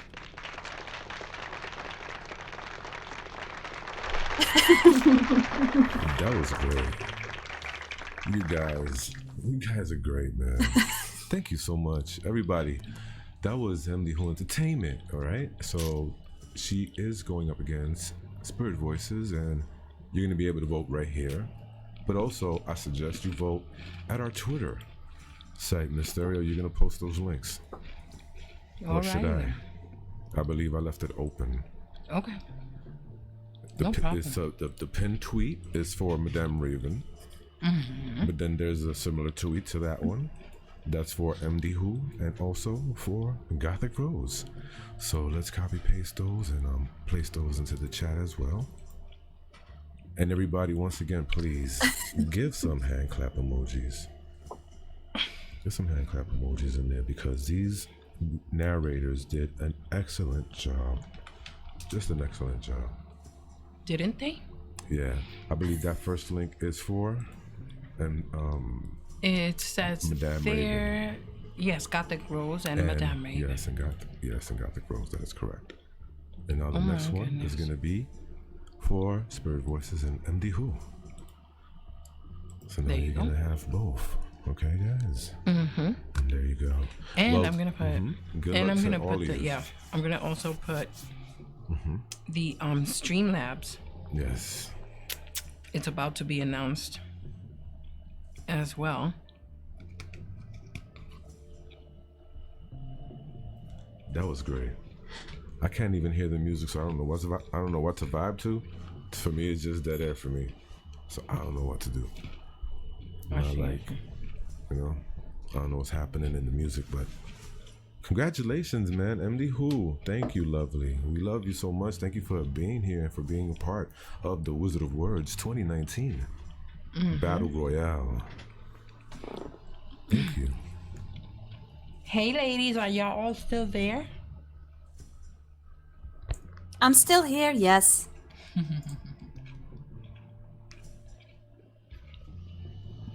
I'm lurking. Lurk. I'm gonna cancel. Yes, that's the sound effect. You know what, Mysterio? Why don't you put the avatars on the screen now for the lovely people in the audience so they can have fun and take me off the screen, but let's continue talking to these lovely ladies. Thank you. Thank you, folks. So maybe, let's see here.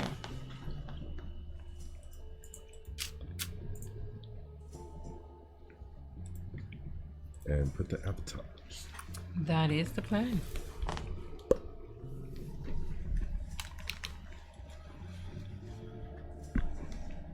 So, ladies, well, tell me, how do you feel after that wonderful, different experience? You know, narrating. I'm feeling pretty good, and I was so excited to do this because it's like everyone that was part of this, it's like, everyone is so good. I don't know if I can compete with these ladies though. Yeah, that's how I feel too. Spirit Voices. I think you are probably the first female narrator that I came across. I was like, oh, really? oh my goodness. You mean females can do this too. I don't have to lower the pitch for my voice. This is exciting.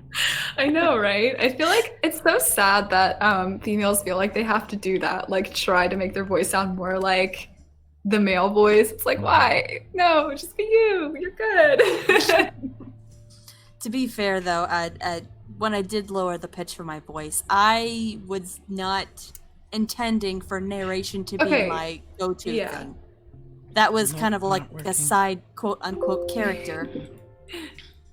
Yeah, I mean, to be fair, like I feel like most people have like the conversation voice and like the quote narrator voice, so I feel like there's some kind of It would have to difference, be but another scene. It doesn't have to be super dramatic. Sorry? What was that? Oh, nothing. With tech talk with Kenny. Oh, gotcha. It's Madame Raven. She's in the chat. I'm so excited. Oh, yay! Madame, can you hear us? I like the way you say madame. I can't help it. There are some words that there are some words that I don't know why. I say them a certain way, and that's not even... I mean, I appreciate it. I wasn't being sarcastic. I like it. Okay, I'm trying to think. What's another weird word that I use? All right, so then let's wait for to bring back the avatars. Hi, everybody. So we noticed you guys like the whole avatar thing a lot. So we're going to go back to that screen, but for a little while, you're not going to hear any of us talking while we adjust that scene and add a microphone and speakers to it so you guys can hear us even in that scene. So hang in there. We're going to go dark for a little while. You're not going to hear us, but you will see the avatars on screen.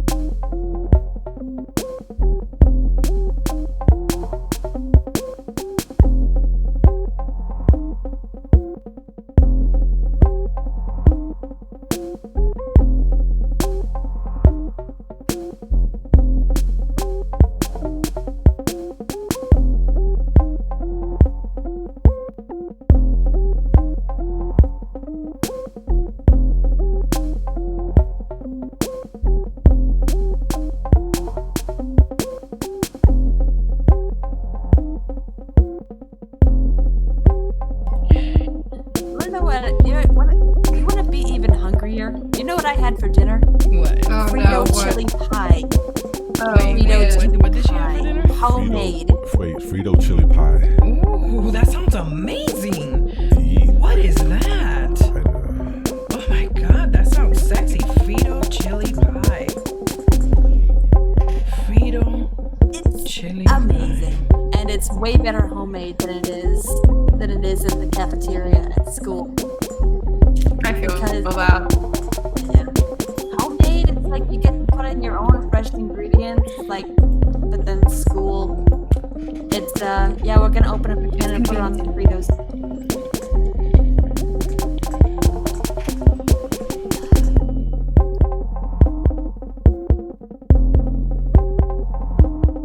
Uh-oh, people are hearing echo. I don't know from what.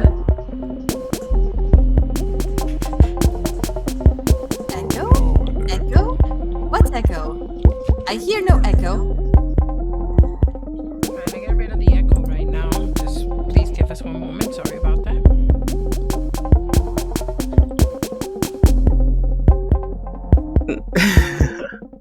Oh, they're snooping on us.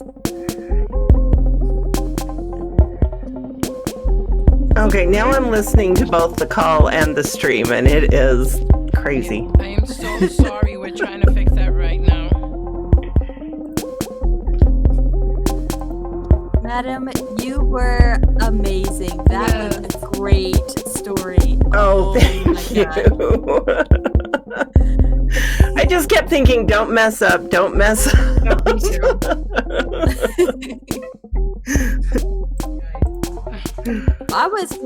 For me, I was more along the lines of I was reading and going, I think oh I might crap, have all fixed these it, other yeah. ladies have these nice, long, detailed stories, and then I've got maybe 2 pages. Oh. Yeah, I was kind of thinking the same thing though. Like I didn't have a very long story, so it's nice that we were put together. It was on accident, but like, you know. And you know what? It was weird, but there was like this whole parent-child theme through the stories. I don't know. It was. Yeah, it was.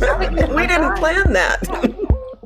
We did not plan that. We might as well. Most of the stories. It's called serendipity. That's what happened. But yeah, oh my gosh, I'm still bugging out over the story you read, Spirit. Oh my gosh. I saw that story and I was like, this is perfect.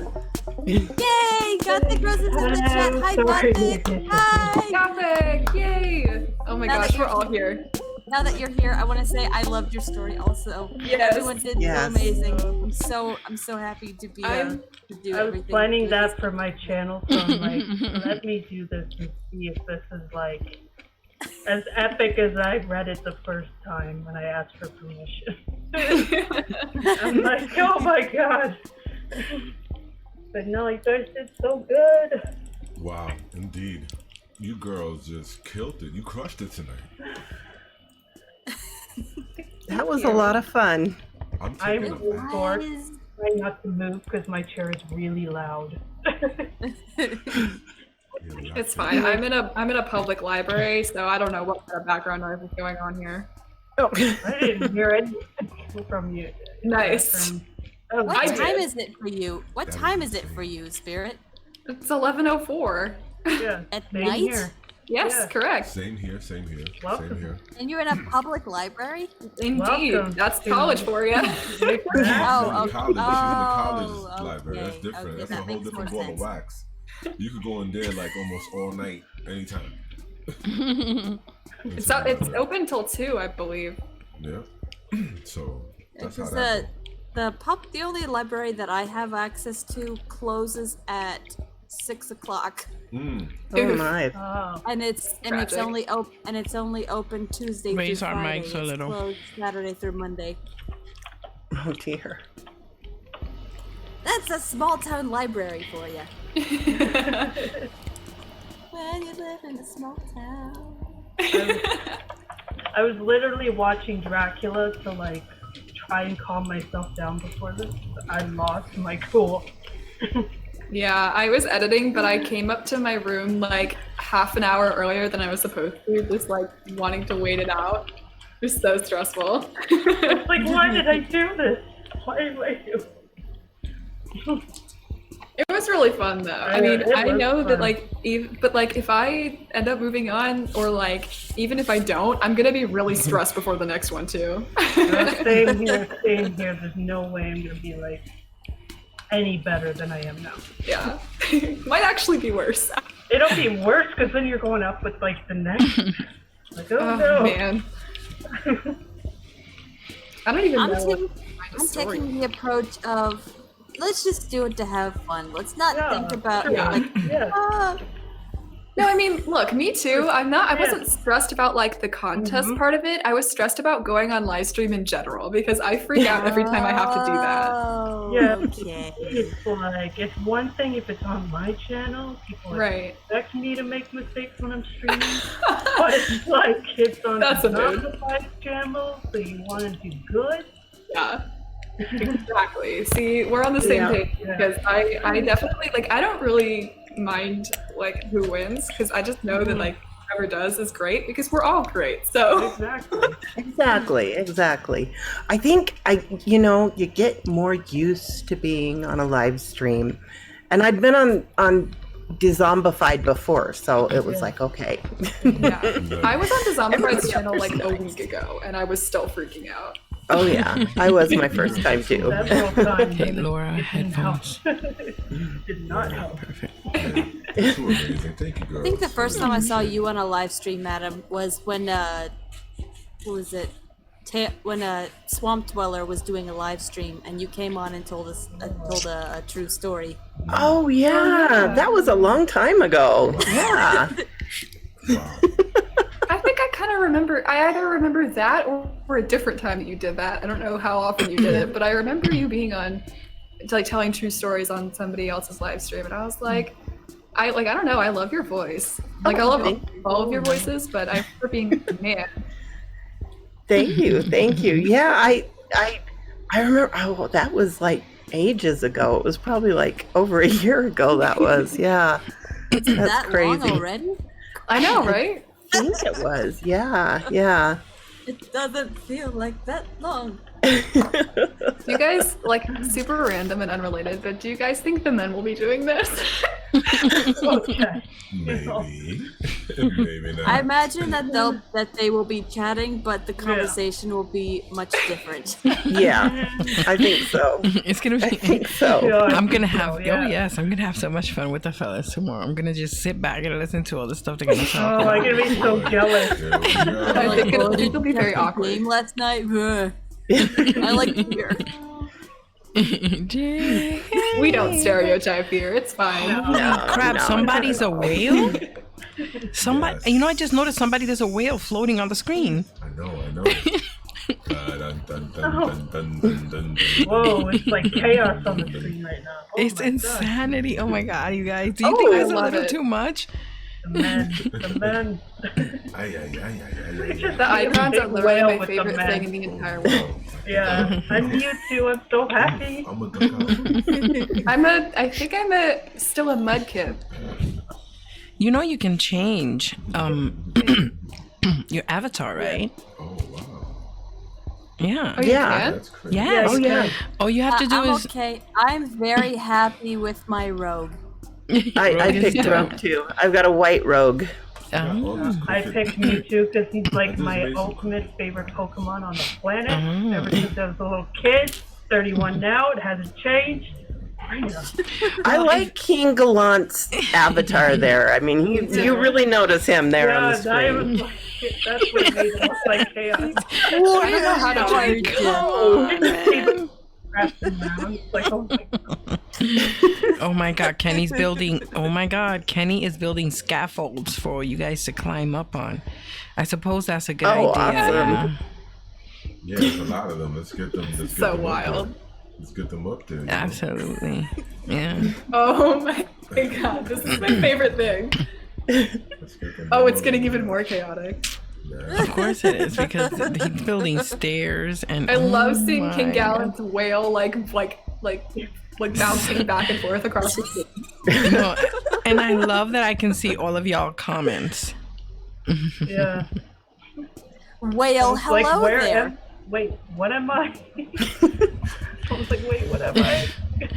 Kenny, why don't you Aaron. hit the... What are you doing, Kenny? You're gonna mess up the scene. Gothic, you're Mewtwo. I love Mewtwo. Do something. God, Mewtwo is my favorite Pokemon of all time. What even is that? He's the best. Well, at least I'm trying. What are you doing? Somebody... I'm doing a whole lot. Oh, definitely not drawing ladders on the screen. Look at that. That Now is- we're that talking. looks Now- just- No, I no. can't use the R word. I can't use the R word. No. All right, no. But seriously. Close. No, but seriously though, listen, you guys were amazing. You know, spirit voices, the way you were just like coming in and out, different type of characters almost. It was nuts. You know, and Gothic you. Rose, the way you were just Oh, her tone. knocking each sentence down like a A lot of that is genuine. like a female like, reaction. lumberjack. Like, what? Right? I mean, she was just like she was on it. She was on And it. it was amazing, you know, like I was very enthralled and engrossed into the story. It was fantastic.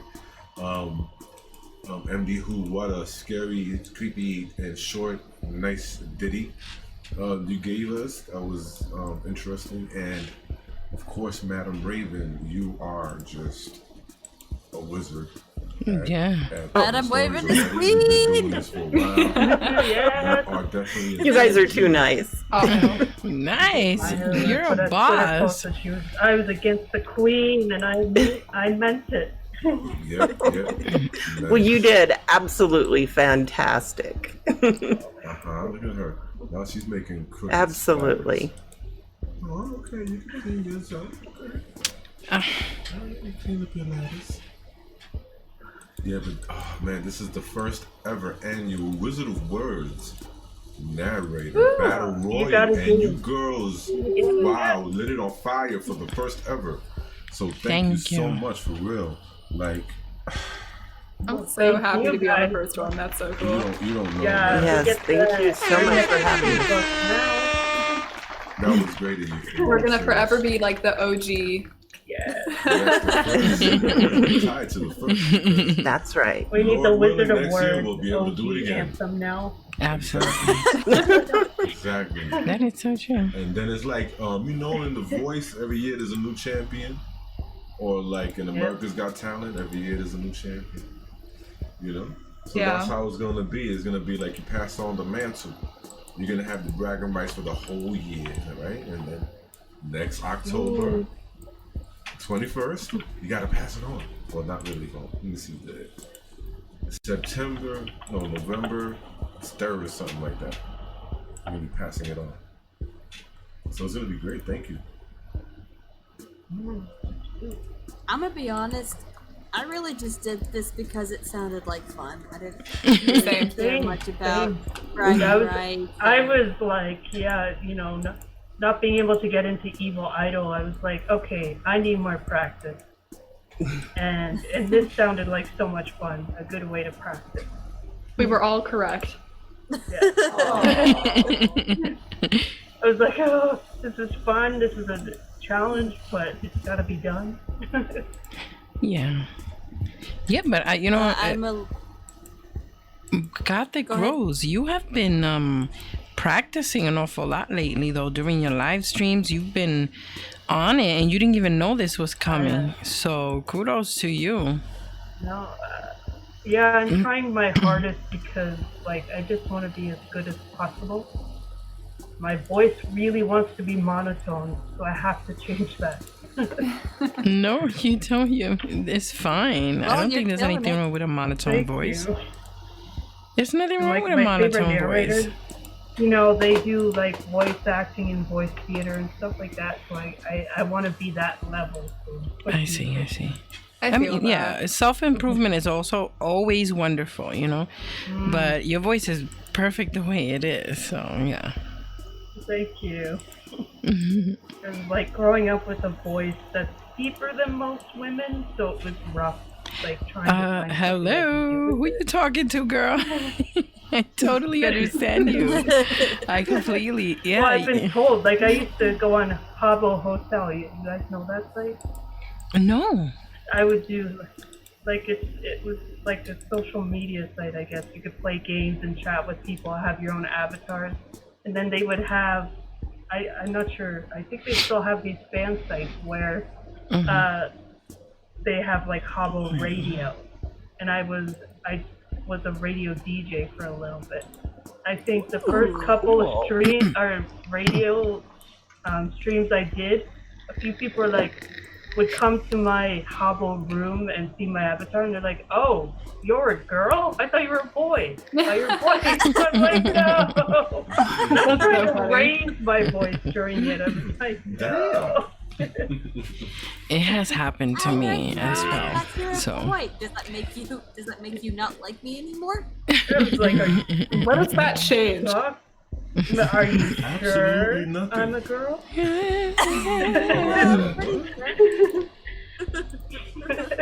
How do you know, really? How do you know?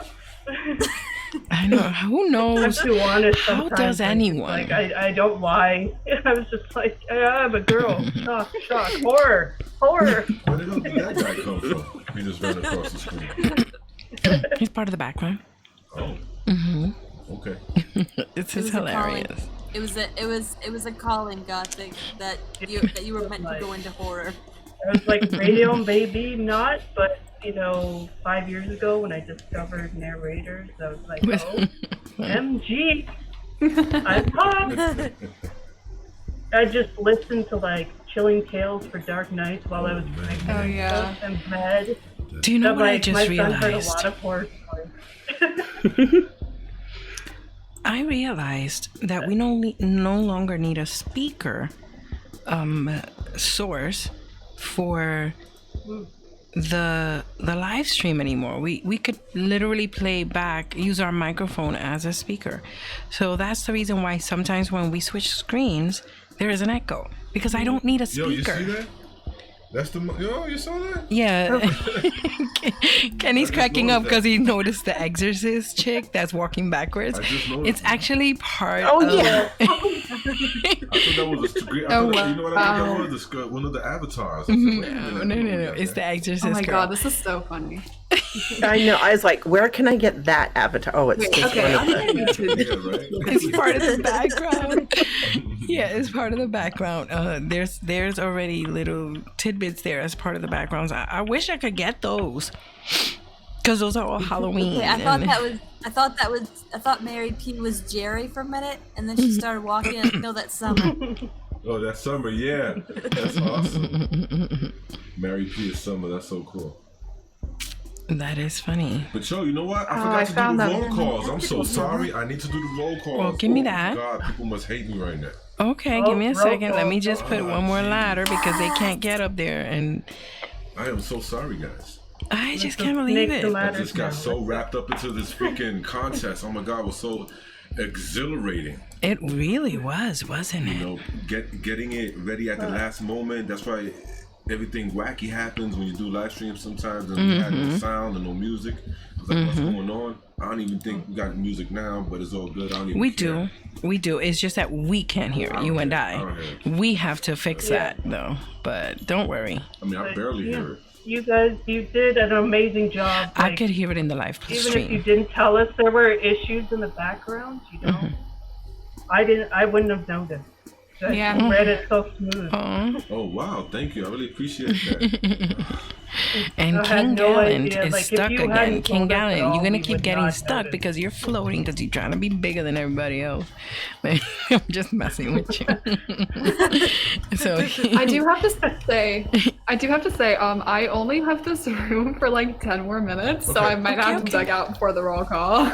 okay, darling. All right, I got it. Thank you. Awesome. So you know what? You know what? Why don't you say a few words before you go about your experience and going up against these wonderful ladies of narrations? Oh wow. I don't know. I mean, I just listening to all of the story. Like I was literally sitting here. I kind of forgot about the chat for a while during the first. Well, during all of them actually, because I was just sitting here like at this table, like just with my head in my hands, like listening, and I was so entranced by all of you guys. I don't know, like all of your voices are so like sort of like Mysteria said in the beginning. All your voices are so unique and wonderful, and I don't know. I don't really care who wins because, like I said, we're all like, you guys are all amazing, and so I know the winners could be someone super awesome. So it was very fun. That is true. And Everybody here is super awesome. I'm bad at speeches. So am I. Well, you know what? Nope, doesn't work. I wouldn't be able to I tell. But I don't know. I mean, it was a very fun thing, and thank you guys also to Dezombified for having me on. It was a very great experience. Thank and you for I mean, I know it's not coming on. technically, it might not technically be over yet. Go gosh. No. Listen, I said it in Twitter and I'll say it again. What an awesome lineup we have for these Wizard of Words. I mean, the 4 ladies that we have and the 4 gentlemen that we have are, well, 3 now because 1 left. But you know what? I think Hood Horror said he wanted to go at it. So Hood Horror, if you're still around, come tomorrow night. And why don't you get on? And tell us one of your crazy, scary stories tomorrow. Well, where is he? Yeah, let me see if I can find him in the chat. Let's see if he's still here. Because, if not, Yep, that he's means, still here. That means Entropic Society is going to get a free pass. He's going to just automatically get through, which is cool. But Hood Hearts did say he wanted to join the fray, so if you still do, tomorrow night, brother. But tonight is all about the ladies. And they're so good. magnificent. So magnificent. Holy crap, we got another whale in the chat. Who's the other whale? You know what? My connection is cutting out, so I'm going to call it a night too, guys. Okay, Lovey, thank you for being here. You did an amazing job. The results of the Bye. poll Thank you will so much be for having me available. on. Oh my gosh, no, thank you. And all the results from tonight's voting will be available at, I believe, at midnight, so just another half hour. Half hour. I'm gonna go Awesome. We can only run one poll at a time on Streamlabs, unfortunately. Okay. Good night, everybody. Good night. Good night, guys. Thank you. Bye. Good night, people. Good night, everybody. Thank you for being here. That was amazing of you. We're definitely going to find out who makes it to Wednesday. It's only going to be 2 ladies left. I love those ladies. They're awesome. Right? It's going to be amazing. You girls are all wonderful. voices. You guys are all wonderful. You did great. You guys all did great. Gothic Girls, I was so proud of you. You know, I'm like, oh my God. I can tell you've been practicing, though. I can tell because I see you all the time on your live streams. And you're getting so much better. It's great. Yeah, every single day. You guys are just growing so much and just, you know, and MD, who you know how we feel about you. My God, that movie. Like, we play it often, the movie. Multi-talented lady here. You guys are all great. All of you are wonderful. It looks like we have 2 whales in the chat now. Yes, 2 So whales. this is gonna get you guys. You're gonna have to. Crazier. Let me see. Ben Jeremiah Lim and King Gallon. Guys, Where did I go, please little change Mickey? the Oh, there I am. change the avatar. I'm gonna have to get rid of that. Avatar. Well, hello there.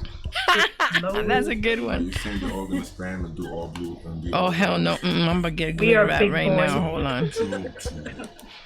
Nope. I am going to get rid of that. Look at that girl right there. Let's say she just that one. That would be a cool avatar to get. Oh yeah, but we can't get her. Now that the pressure of performing right now is off, can I have some kids? Tomorrow night is gonna be King Gallon said, What? "Please Okay. don't change me." I don't want to see those. Oh my God, so many Wait a whales. minute, King Gallon was the whale for a long time. He was. Yes. You should give another. You should give another chance to somebody else to be the whale for a little while. True. But that was hella rude, King Gallon, of you. You know, to just put on the whale when you knew Wait, he's the. been the whale for a long time. You know. No, I meant Ben Jeremiah. You knew he was already. Look at them. They're hanging. They look like they're holding hands. Wait, That they're is. doing the battle royale. Oh snap! There's a battle royale. I didn't even know. Holy crap! 2 whales just fell Look, from the give me sky. I give me never thought I'd say that. I gotta do the shout Yeah. outs right quick. Now I'm gonna have to do them. Don't wake the baby voice. Because You didn't? I Have you can't never wake the read baby. Hitchhiker's Guide to the It Galaxy? took too long. Oh my God! Please, wah wah. Wah. All right, look, Aaron Barron is here, baby. Aaron Barron, what is Yes. up, baby? How you doing? He's in his house. And I heard nothing. He's like, but whales are already being don't work. endangered. We can't get rid of Said he's them. in his house. Much better. Bathsheba's here too, baby. Ban, what is up, Bansheba? Hey. We all know she's in his house. Son Sheba. I love her. Ben Jeremiah is here. Ben Jeremiah. Ben Jeremiah. He's in his house. Chandler Marion is here. Chandler Marion. He's in his house.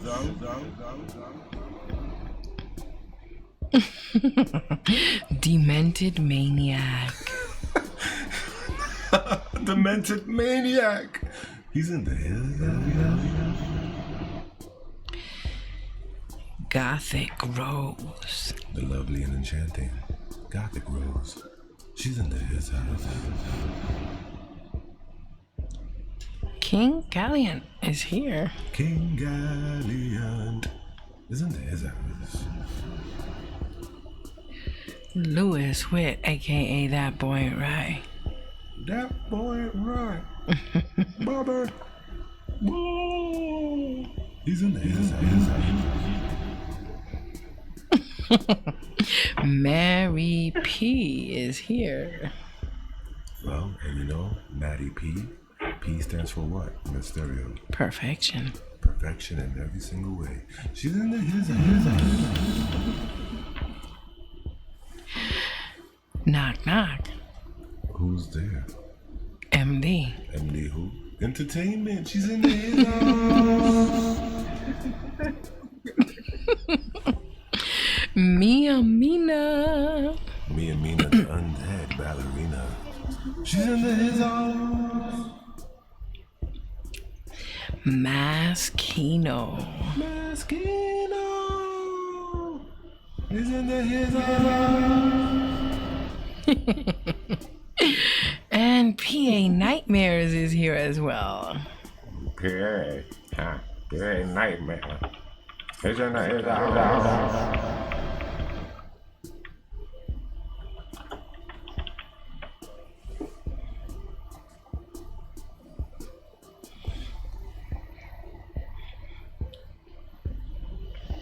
What is up? Who else is in his house? Sonia J is here too, puppy. So sorry about that. That's okay, baby. We got Sonia J. Ella está en la casa. Swedish Mom is here. Swedish Mom. Hi, She's Mom. in his house. That's Italian, baby. She's That's Swedish. right. Swedish Mom is in his house.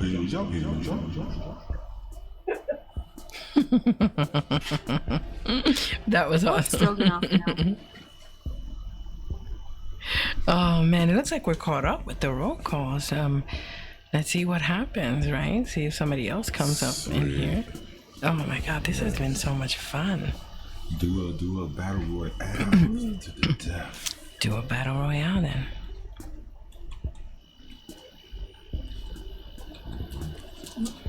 May I please have the mouse in his house so that I can. Oh, that is too funny. I'm gonna raise the volume of the music just a little bit.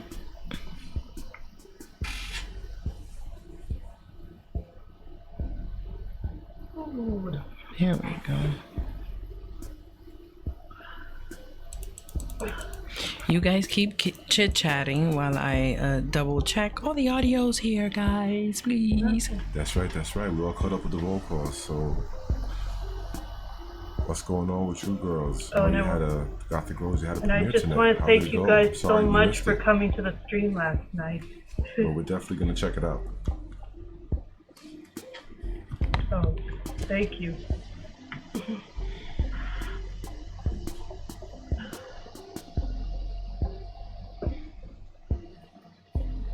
So Gothic Rose, who else dropped the video this evening? I know Let's Read did. Let's Read dropped the video tonight. Yeah. That's right. Yep. Horror Hive did. Yes, Horror Hive did too. It was amazing because I was listening to them while we were Wonderful. waiting for you to come online. So Nice. and I got to voice lines for them, and I was so happy. Oh, that is fantastic. I'm so glad to hear that, y'all. Nice. So good. Very nice. Because they asked me like a while back, and I was Mm-hmm. I was like so excited when they asked me What? like a couple months ago. I think I would have They're passed like, you out. want to collab? I'm like, heck yes. Did you pass out? Because I know I would have passed out. I almost did. Jeez. Oof. That's awesome. I'm gonna rewatch it once it's done. Thank you for reminding us. We have so much to catch up on because, as you can see, everything is brand new in the stream, from the music to the scenery, everything, and it's so much like work and trial and error. Is crazy. Insane. It's insane what you can do with this program. Oh my god. It's just crazy, man. All the work, but you know what? It's worth it because if we can make a few people smile, a few people happy, it's all worth it. Seriously, right? Exactly. It truly is. It truly is. And, you know, like, we love you guys all the time. We fight about you guys. Like me and Kenny, we fight about you. Yeah, for real. We fight for you guys because I'm like, you know, well, I think that these guys would like this more, and I think this other person would like this more, and then Kenny will be like, no, but I think you're wrong. I think this person would like to see this more, and this person, and then it's just crazy. It gets crazy. Yeah, it's really loco. Whoa. It's loco the coco. I'm sorry, what? That's okay. My ears almost blew Are out. you okay? I'm getting that. All that matters to me is that Sorry. you guys are having fun and you're proud of what you're putting out there. So, and I can tell you guys are enjoying yourself. So that's all that matters. Yay, It that's makes right, a good baby. stream. Like, it doesn't need all the bells and whistles. It just needs you guys. That's so sweet of you. Thank you, darling. Thank you so much. She's fantastic. She is a treat. No, Mercury's feeling sick again. I know. I heard. I was about to Yeah, she mention posted it, on but posted on Twitter that she I didn't want to wasn't feeling interrupt too you. good. Oh my. I hope you get better soon, Mercury. Have some chicken soup, Scribe. Have some chicken broth. well, what some exactly? garlic in it, you know? What exactly are her symptoms? Because then maybe I can recommend something. Oh, yeah.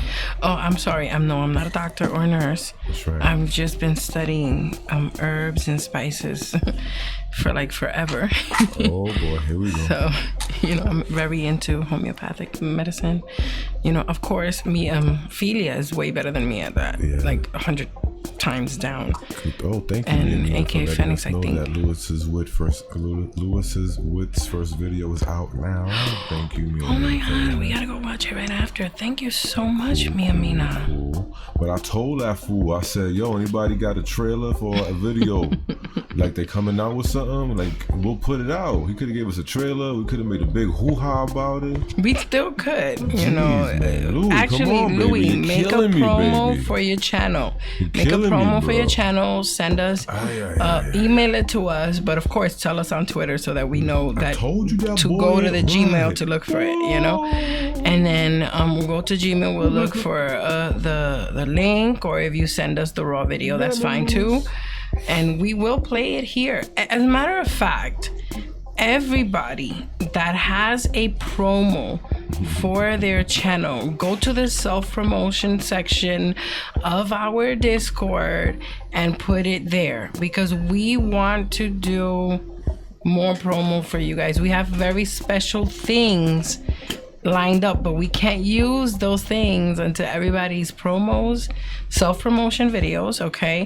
No more than like channel, 1 minute. Like if you got a channel, you know, and you got a trailer. Yeah. If you got a channel and a trailer, you know, let us check it out, and you know, we could probably put it up. Please, and tell everybody you know, everybody that has a YouTube channel that's horror or narration or ghost hunters, paranormal, whatever, you know, you tell them, join Dezombified's Discord. You do sculptures like Henrik Honk.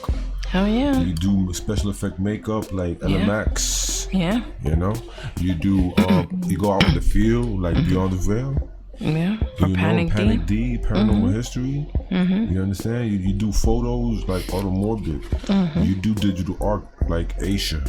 Yeah. You know, you got you write like Timothy the Rand. You know, do you know how to draw like AK Phoenix? You know, do you know how to code? Do you know how to program? Do you know how to run Discords? Do you know how to social media like, you know, CCG? You know, we could all pull these things and just get back this niche from being a hashtag. Exactly. Why should our niche be a hashtag? That's sad. That's right. That's right. We don't need that. Right. We don't need that. That ain't right. Unless you're putting hashtag success, and that's a different story. Exactly. You know, but all you guys in the community, in this horror / paranormal community, the only way we grow is together because we're in this together. That's right. I know that's Pusha Regardless. Studios line. They always saying that, but Think it about is so true. There's like thousands, millions, maybe even of videos coming out a day. And you out there alone, you got no community, you got no network, you just out there alone like a little piece of sand in the ocean. That's how we feel sometimes. Yeah. At least when we're together, we're like a clump of sand. Yeah. We'll do a little something together. We're a like little ripple. A clump of hand in the sand is better than a grain in the ocean. Just out there, alone, floating around. Not tethered to anything. Here, we can tether you. Yeah, Let's to each tether other. together. That rhymes, baby. Let's tether together. Hashtag that, mofos. Tether together. And that's what we're Absolutely. Absolutely. Yeah, we got to do what we got to do because it's serious up here, you know. But we can't do anything without all of your material that we need from you. We definitely need your promos, your self-promotion videos, or your And that takes channel. that takes all about 30 seconds. Yeah, all you got to do is just, you know, turn on the phone and be like, hey, 30 you seconds. guys, my name is such and such. Yo, right here, I do this and that on my channel. We good. Okay. I'll take it from there. Yeah, I do this and that I'll on my take it from channel. there. Just send it. I'm terrible at self-promotion. No, really, all you have to do is say, hey, my name is such and such. This is what I do on my channel. And the reason why you guys should watch this is because, you know, I'm super cool and fabulous. You know? Yeah. Hey, Dezombified, thank you. That's right, baby. Thank you for the Each boost, other Dezombified. Bye. together. And that's it. right. Something like that. Real fast. Doesn't have to That's even right. be a big production. Or if you already have a channel trailer, send that there too. Send it to us on our Discord in our self-promo section. And then what we will do. I didn't think about that. Yes. And then what make we one. will do is we will put it on the live stream Look, man, it's like and our this. website. It's like somebody's the soil, somebody's the seed, somebody else is the rain, somebody else is the sun, somebody else is the wind, somebody else is the day, somebody else is the night. We all come together and it all comes out right. You understand? Yeah, you got him Do you rhyming. get this, man? Do you feel me? Do you freaking feel me? Right? I'm getting tired of He's this getting now. into character. No. Now I'm just starting to let it go. I've been holding back for a long time. I was being a gentleman. Yes. Now I'm starting to get a little passionate. Gangster. You know? Getting a little bit of that, gangster. little bit of that Latin blood, that fire. Baby, what you trying to do to Caliente, me? mama. Ay. Ay. He's got me giggling now. You see, because you guys, he sounds funny and everything, but you guys don't know the looks he's giving me. If these looks can only imagine. Let me tell you something. If these looks could thrill, which they do, you can just imagine what's going through her body right now. Oh my God.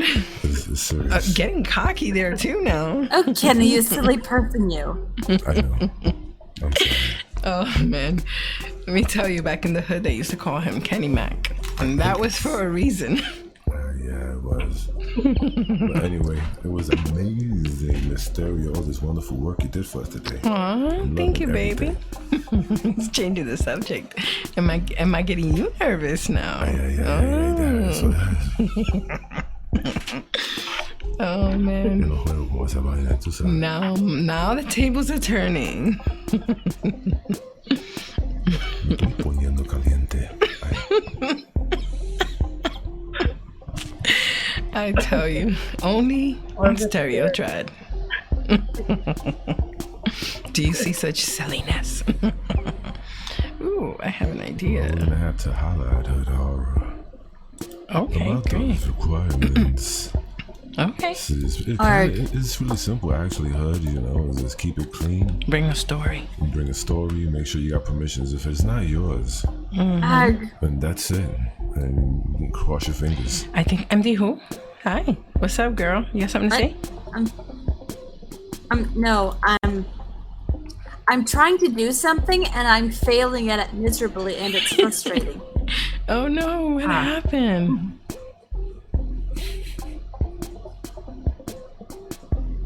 Yeah, I can never get these commands correct, you know. So I totally hear you. Yeah, I remember calling Lewis Witt. We was talking about freaking movies and stuff, and look at him with the Breaker 19. That's the channel. I saw him looking real thugged out in a Dezombified hoodie, and that was so sweet, man. Gave me a toothache, baby. That's how sweet that was. Jeez. I want hoodies for like everyone. But they're like Yes, so expensive. especially now that it's to getting ship to Canada. colder. Expensive in Canadian dollars for like stuff. He's living the dream with that Dezombified hoodie by Yamaha TV. That logo on the front is sick. They're so comfy. They look so comfy. I want one from like everyone. People collect mugs, but I want to like collect a zombie goblin or something. You heard what she said, baby? What? That some people collect mugs, but she wants to collect hoodies. That is awesome. I've never seen. Got the girl says she wants to collect. Really mugs, oh man, that's wow. That's I crazy. use the hoodies. Nice. But it's like it costs too much to ship here, so it's like stuff. Awesome. Here you go, babies. Do you think that stereo dread sign is big enough, the neon one? Or should we make it a little bigger? Well, guys, yeah. tell us. Hell yeah, that looks like... Make it a little bigger. How you do it? Okay, go to SD, see where it says that? And click the little eyeball. No, click the little eyeball. Click the little eyeball. Now click the lock. Click the lock. Because it's locked. There you go. Oh, my baby, doing it. Okay, now slide it up a little. There you go. Oh, going too fast there. Don't worry about it. I know what I'm doing. Just second nature to me. Oh, excuse me. There you go. There you go. I think that's cool. Yeah. There you go. Oh my goodness. You think everybody could see it now? Yeah, they can't see it, they're blind. I think they can see it. Well, I'm blind, that's for sure. I can't. I have to like take my glasses off to see from certain distances and then put me. We love you too. That's right. That's right. You got a place here with us. My eyeballs, man. That's why we tell our kids to eat carrots when they're little and to take care of their eyes. Eat carrots. Carrots are good. Cause me, I'm messed up, man. I can't see anything. Vitamin D. Oh, I like this. I like the way that looks. This looks like so much fun. This is gonna be like our fun scene. Our gaming scene. Least for the holidays. I wonder if the ladies are still with us. I think they are. Let me see here. Yep, MD going got like listen, please, everybody, if the girls are still here, do me a favor. Speak up for Maskino because he's blind, you see. So we need to speak up so he can see you. If you speak up, he might be able to see you. Come on. Do it for Maskino. Can you hear us, Maskino? Oh, Maskino, we're here. We promise.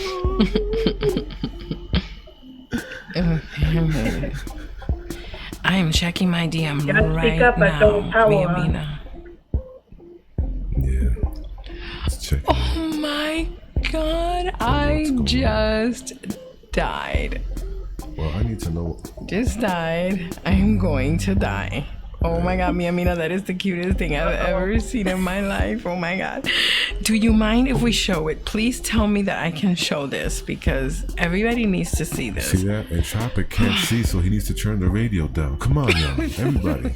Let's do it man, for Chopper Society. Let's do it. So stupid. Just one like, man. If you leave a like, it'll happen. It'll help. Don't need to yell. See, he thinks we're yelling. He thinks we're yelling? Yeah. Aww. It gets worse. He can't see us even more. When we be yelling. Come on. Lower it down, y'all. Oh my god, it's so cute, Mina. We need to all get the DZ poster with a black light. I'm fine. Louis, stop yelling in the chat. We get it, bro. We're all gonna get the black light and the DZ poster. Thank you. Oh my god, yeah, I want a black seriously, light that's now. been on my bucket, on my wish list, man. To get black light. So much things I got on my wish list, but it's okay, and everything comes in time and it's due process. You know what I'm saying? Everything comes in due process, man.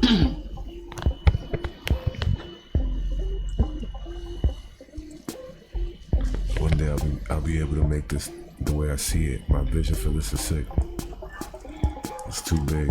It doesn't fit on this planet.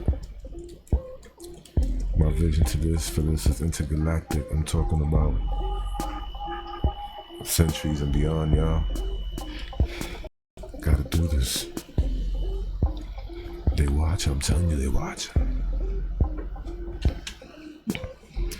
Sí, hablando mierda. There's nothing we can't do together. Forever. Oh my God. They listening, yo, they listening. I'm dying because I just saw the cutest thing in the planet, in the world, forever and ever, in a day, in a dream. Oh my God. I'm about to die. Is that not you gotta share cute? that, yo. I swear, we That share is that. I think so cute.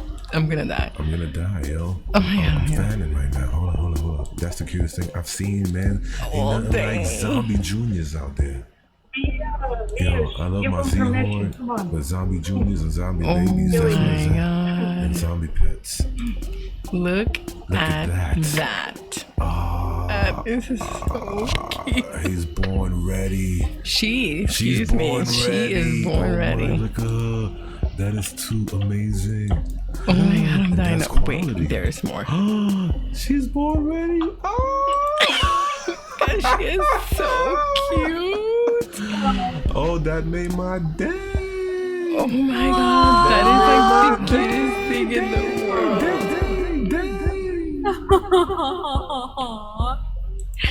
Nice. So Yo, cute. what a day, man. We got the freaking first ever annual Dezombified Wizard of Words Battle Royale. 8 narrators, 5 days, only 1 wizard. Then we get this. God, she's adorable. Yeah, baby, zombie juniors. Yo, she's got that face. The look on her face is very I love unamused. me zombie juniors and zombie babies. Look at her. She has a look on her face like she knows what she's doing. Like Man, she I wish, knows. You know, when I was a kid, I never had cool She's stuff woke. like that. I know, right? Kids cool. today are lucky. They get like cool stuff. It's true. They got the phones, like, No, I mean, dude, we have phones, but these phones are like legit. This is crazy. The tablets, the video games, and the clothes. The clothes are Anyway, so cool. Thank you so much. That's me and Mina, man. She's amazing. Did Big you ups, not man. know Big there's ups. more? There is more. Oh, what? There's more? Look at the gas That mask, reminds baby. me, though, I That had a is moment fantastic. I love it, yesterday man. I wish I would have had something that like I felt old. Oh no! Why did you feel old? I was at the local comic shop, and the owner, he brings his kids in there so he can watch them. And She one of looks the so things they had confident in in that there was Jenga, Sorry. but it had like a special stand so that they could like get to the pieces easier. And so, but yeah, I put the stand away and let them have like the blocks. But the little girl, she's like, "We need the stand," and it's like, back in my day, we didn't need the stand. We put it on the floor. And as soon as I heard that come out of my mouth, I went, "Oh my gosh, I'm old." Old. That's how you know you're old. When you start a sentence with "back in my day," you know you're old.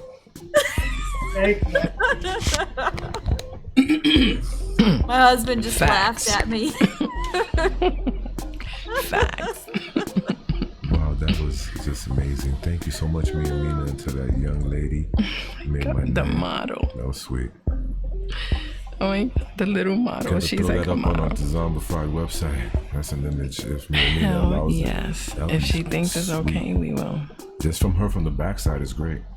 Just the Did you see backside the with little baby and yes. Just the backside. Just the back. well, both. We could put as many as we want there. Amazing, man. I would love that. Yeah, so I much. love the look on her face of confidence and like she knows what she's doing.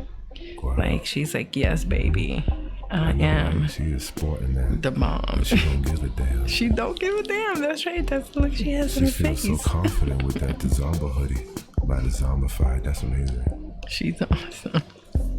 That is one I hot need to see tamale. the zombie baby one day. It's gonna be so cute. Oh my The god. zombie.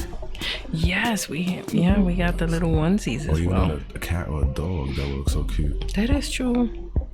If you don't have a baby, put the onesie on the Thanks cat. everybody for being here with us tonight. Miss Stereo, she's gonna take us out to the beach scene, I think. It's Okay. 11:52. Gonna be on here till midnight, and we got to go. Yeah. But we So, love each and every one of you. Thank you. And and come back tomorrow because we're definitely gonna have a night 2 with the men. Mm-hmm. That's right. It's gonna be amazing. Yes, it is. I'm having plenty of fun. I'm just like, you know. Yeah. Mm-hmm. Let me see here. Yeah, I'm just like thrilled. I'm thrilled to be here with these guys, you know. I know that as soon as it hits midnight, you know, the voting will be closed.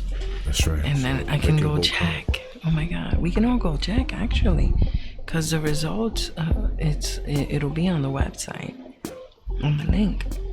Stereo, as always, you're gonna lead us out. So good night to all of my Z Horde. Love you all my Dezomba friends and my Dezomba family. All of the guys out in the back lurking. The suspense is terrible. I know. Yeah, I'm just waiting to see, you know, what the results are gonna be because I want to announce them. You know, I'm like, I think that because the polls do close at You put it on the other place. You put it for 11:30. So the polls are all in then. Oh, okay. I'm gonna go check it right now. Let's go check the polls, you guys. Does everybody want to know who won? I know I do. Let's do it, baby. Okay, baby.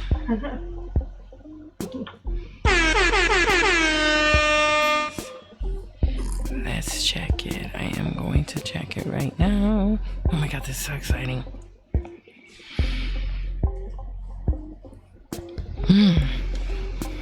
Okay, let's see here.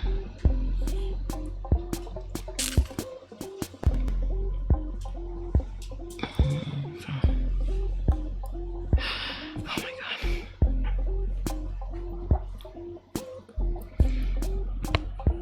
Okay, I'm gonna view the results between Gothic Rose and Madame Raven. Ooh, this is so nervous. Dun, dun, dun. Okay. Alrighty. So, the results are in. Does everybody want to know the results?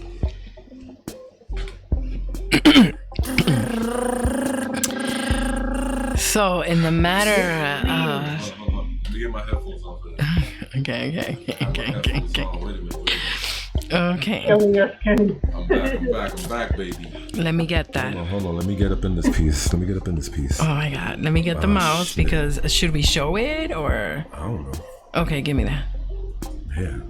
We're gonna show the results, ladies and gentlemen. Ooh. Okay. Somebody's tapping the drums, and Kenny's over here doing a smooth R&B dance. Kenny's doing an R&B dance. I don't know why, but he is. Stupid. I'm doing a drum roll, Kenny. Oh my God. Okay, now he's spanking his butt. Okay. Wow. Should we just say who won? Do it, baby. Okay, I think that's what we're gonna do. We're just gonna say who won. Alright. Okay. Oh my God, the suspense is killing me, Mysterio. What are you doing, man? Alright, we're just gonna say who won. So, in the matter of Gothic Rose. Yes. Oh my. And Madame Raven. Wait. I need you to sit down. Sit down. Wait, I need to sit down for this. I want to stand up. Wait a minute. This is special for me because this is my baby, yo. This is my baby. I put this together, yo. It's my baby, yes, so this is special for me, man. I feel like, wow. Okay. Oh my God. All right. Do it. So, in the matter of Gothic Rose. Yes. And Madame Raven. I'm over here, my knees shaking. Yeah. Stop shaking. You're shaking the TV. Gothic Rose won. What? Yes. Congratulations, Gothic Rose. You are moving on to the next round, Gothic Rose. What? I am so sorry. You're gonna blow out their ears, honey. I can't help it. This is something. It's my baby. This is the voting. This is the first one. But you're gonna blow out the ladies' ears. I'm sorry. Okay. He's excited. Oh my goodness, I'm excited Honor too. to go against Madam Raven. Thank you so much. Wow. Oh my God. Thank you, I had Dr. no Rose idea and Madam what Raven. happened. That was amazing. Yeah, and I gotta say It was up for grabs, close. man. I know it was up for It grabs. was close. I will say that. I'm not even gonna say. That's why Alright, I'm not cool, showing. Cool. All right. Because it was. All right, I got you. Oh wow. Okay, and in the case of. Wait, let me see. I want to see though. I can see. That was really close. Right? Yeah. Now, in the case of Spirit Voices and MD Who, Spirit Voices won. Yes. Spirit Voices won that one. Wow. You guys all did amazing. Like, you had me nervous. All of you guys had me freaking nervous. So, So that means Wednesday is going to be Spirit Voices versus Gothic of oh my God. the lovely and enchanting Gothic Rose. She's in the hit and Spirit Voices, baby. She's gonna be in the hizzos. You guys are Thank you amazing. to Sent Spirit Madam Voices Raven. Thank you to a MD DM Who. congratulating her, telling her she won. Aw, thank you. Oh my That was an God. amazing job, though. Really awesome. You did a great job, by the way, MD Home, because you went up against Spirit Voices, and that is no small task. You did amazing. You did so well. I loved your story, and I love your acting in that story. You did great. So you should definitely be proud, that's for sure. Indeed. This was not an easy I thing, had fun. right? It was fun. It was I'm fun gonna be honest. listening.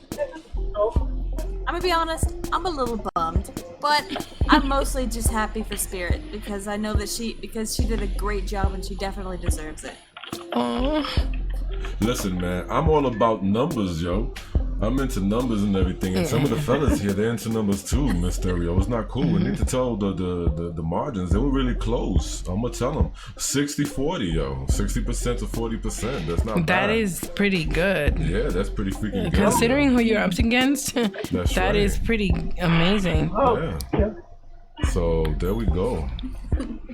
There we go, fellas. So you know, because some of the guys, they love these numbers like me. I hate numbers. I I hate love math. stats, man. I'm a stats dude. Numbers. Yeah, man. I was into gotta look at 'em ESPN and every day. looking at all numbers, man. I'm a sports guy. I love numbers. Plus, you know, I was into D&D, so you know I know numbers, man. My dice, bro. I gotta know, Right. I man. love Dungeons and Dragons. I love tabletop RPGs. Never played in my life.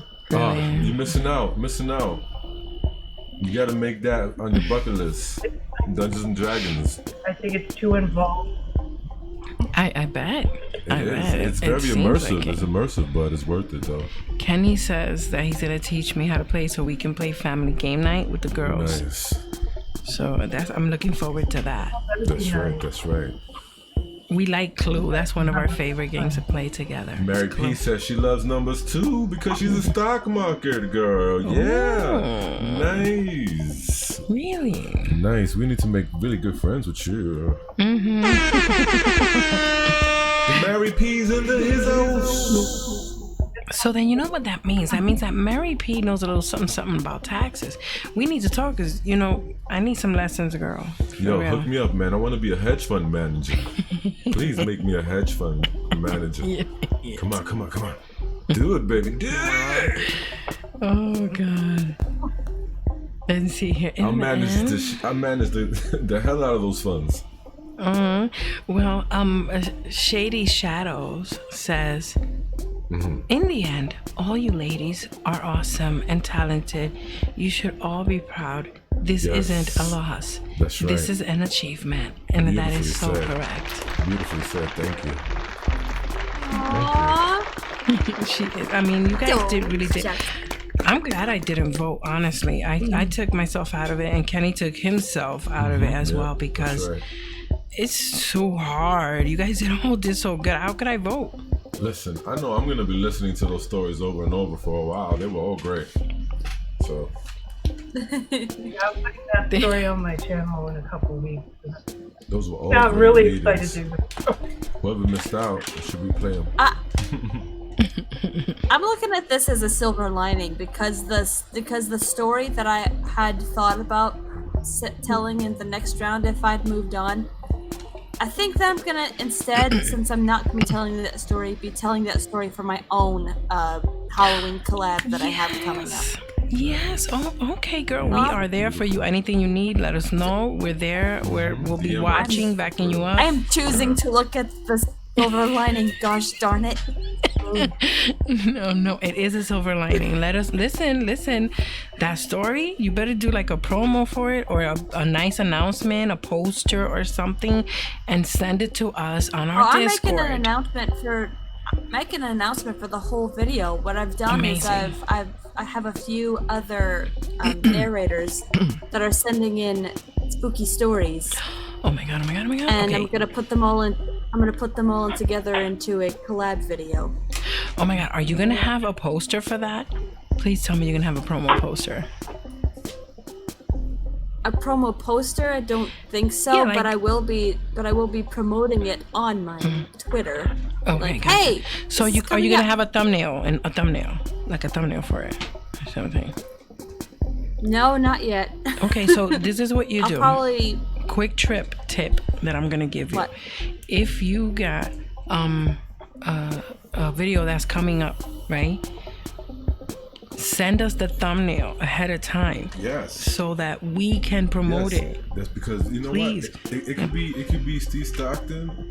It could be CCG and Ophelia and PP Congo, people Outcast. I mean, One of us have will to be for the night show. promote it could the be crap day out of show, that. You know what I mean? Yeah. It could be the night show and the day show. So just let us know. That's right. You know, let's We get have a people- let's lot get of people in the plans. loop, man. Yes, we have a lot As of many plans. ways as we can. That's why Twitter's awesome, Facebook, all these other places. Oh yeah, that's amazing. Instagram, Of course. everything, man. There's But it also helps if somebody, Discord. says something on their live stream. That is So many amazing. things. We're so excited. We're so excited because the things that we have in plan to promote all of you guys is out of this world. That's all I'm gonna say. I'm not gonna say anything else. But we got plans. We trying anyway. We trying for sure. Yeah. Us. So we can get. All we want is you guys there for the ride with us. Okay, wait, let me see something, honey. Oh, no, darling. It's 2 hours, 46 minutes that we have been on. We gotta go, Papi. Good night, people. Love you all. Thank you for being here. This was a great, first ever annual Wizard of Words narrator battle royale. It was amazing. Thanks to Spirit Voices, Gothic Rose, Madam Raven, and ND Who Entertainment. They were so great and gracious. And congrats to the winners, Gothic Rose and Spirit Voices. They'll be meeting here Wednesday. Absolutely. And only one of them shall be, going forward to Friday. Absolutely. Oh boy. All right.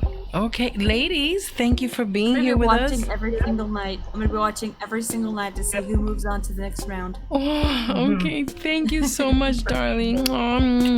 Yeah, we're all in this together. Exactly. Support each other and be there for each other because otherwise, forget it. We sink or swim together.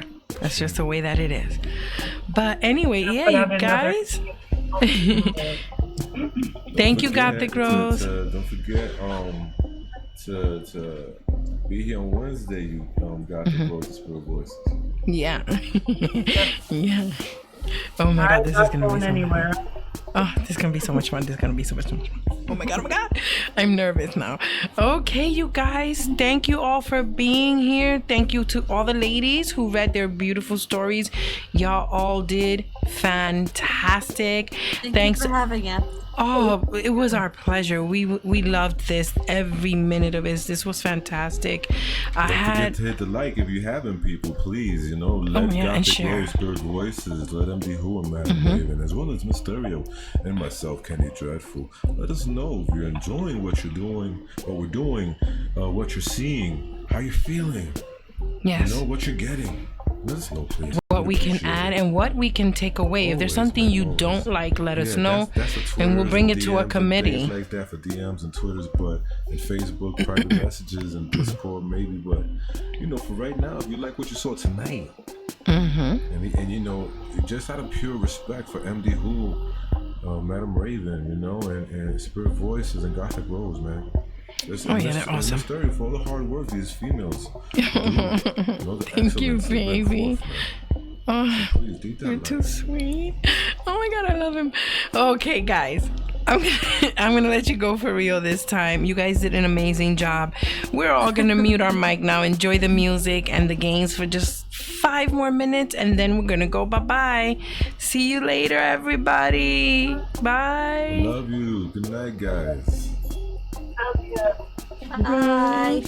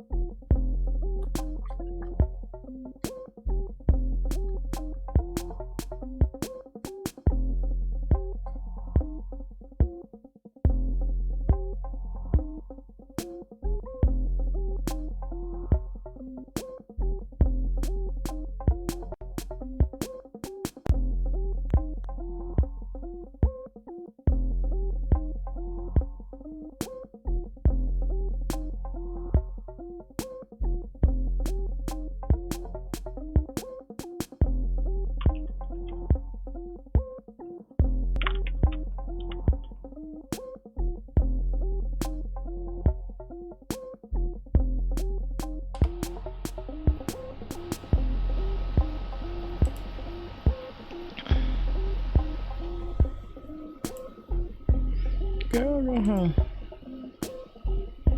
Messages. Ooh.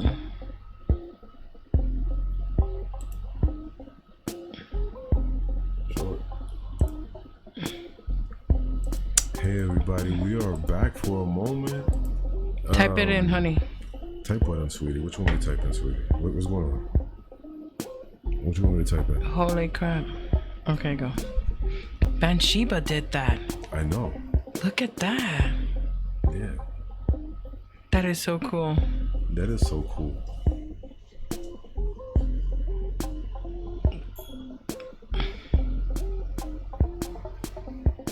Oh my God.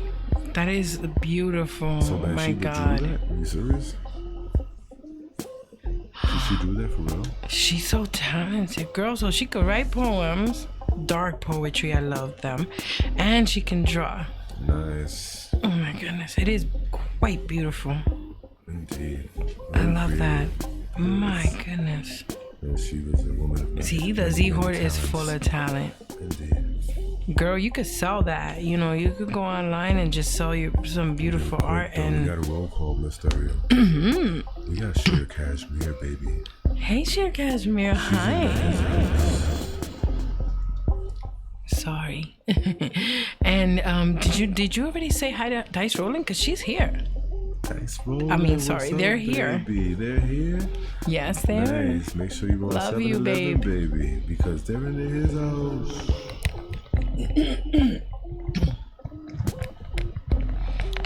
Amazing.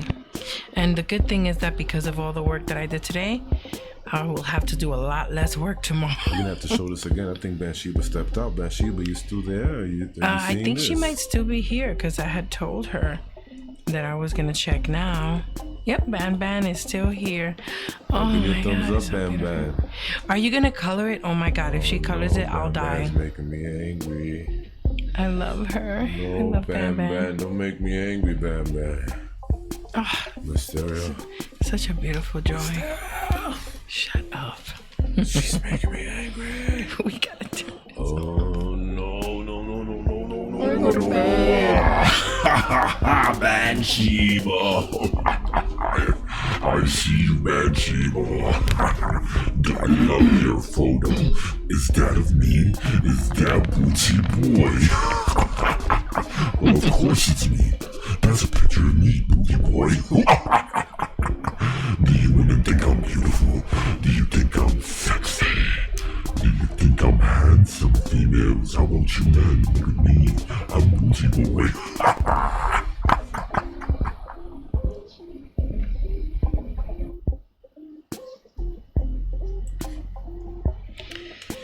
Ay, ay, ay, este hombre. Well, you know something? I don't think she's seen it. I don't think Bathsheba's seen it. She would have been said something. So we got the show tomorrow, baby. That's right. We got to show it again tomorrow. Because we love her some Bathsheba. We want to make sure that we know that she knows we love her. Oh, man. You guys have all been amazing. That's right, Mary P. That is awesome. Okay, you guys have all been amazing. Don't forget to come back tomorrow, same time, same place, up in this piece. And we are out of here. But as always, Dezomba friends, watch your six.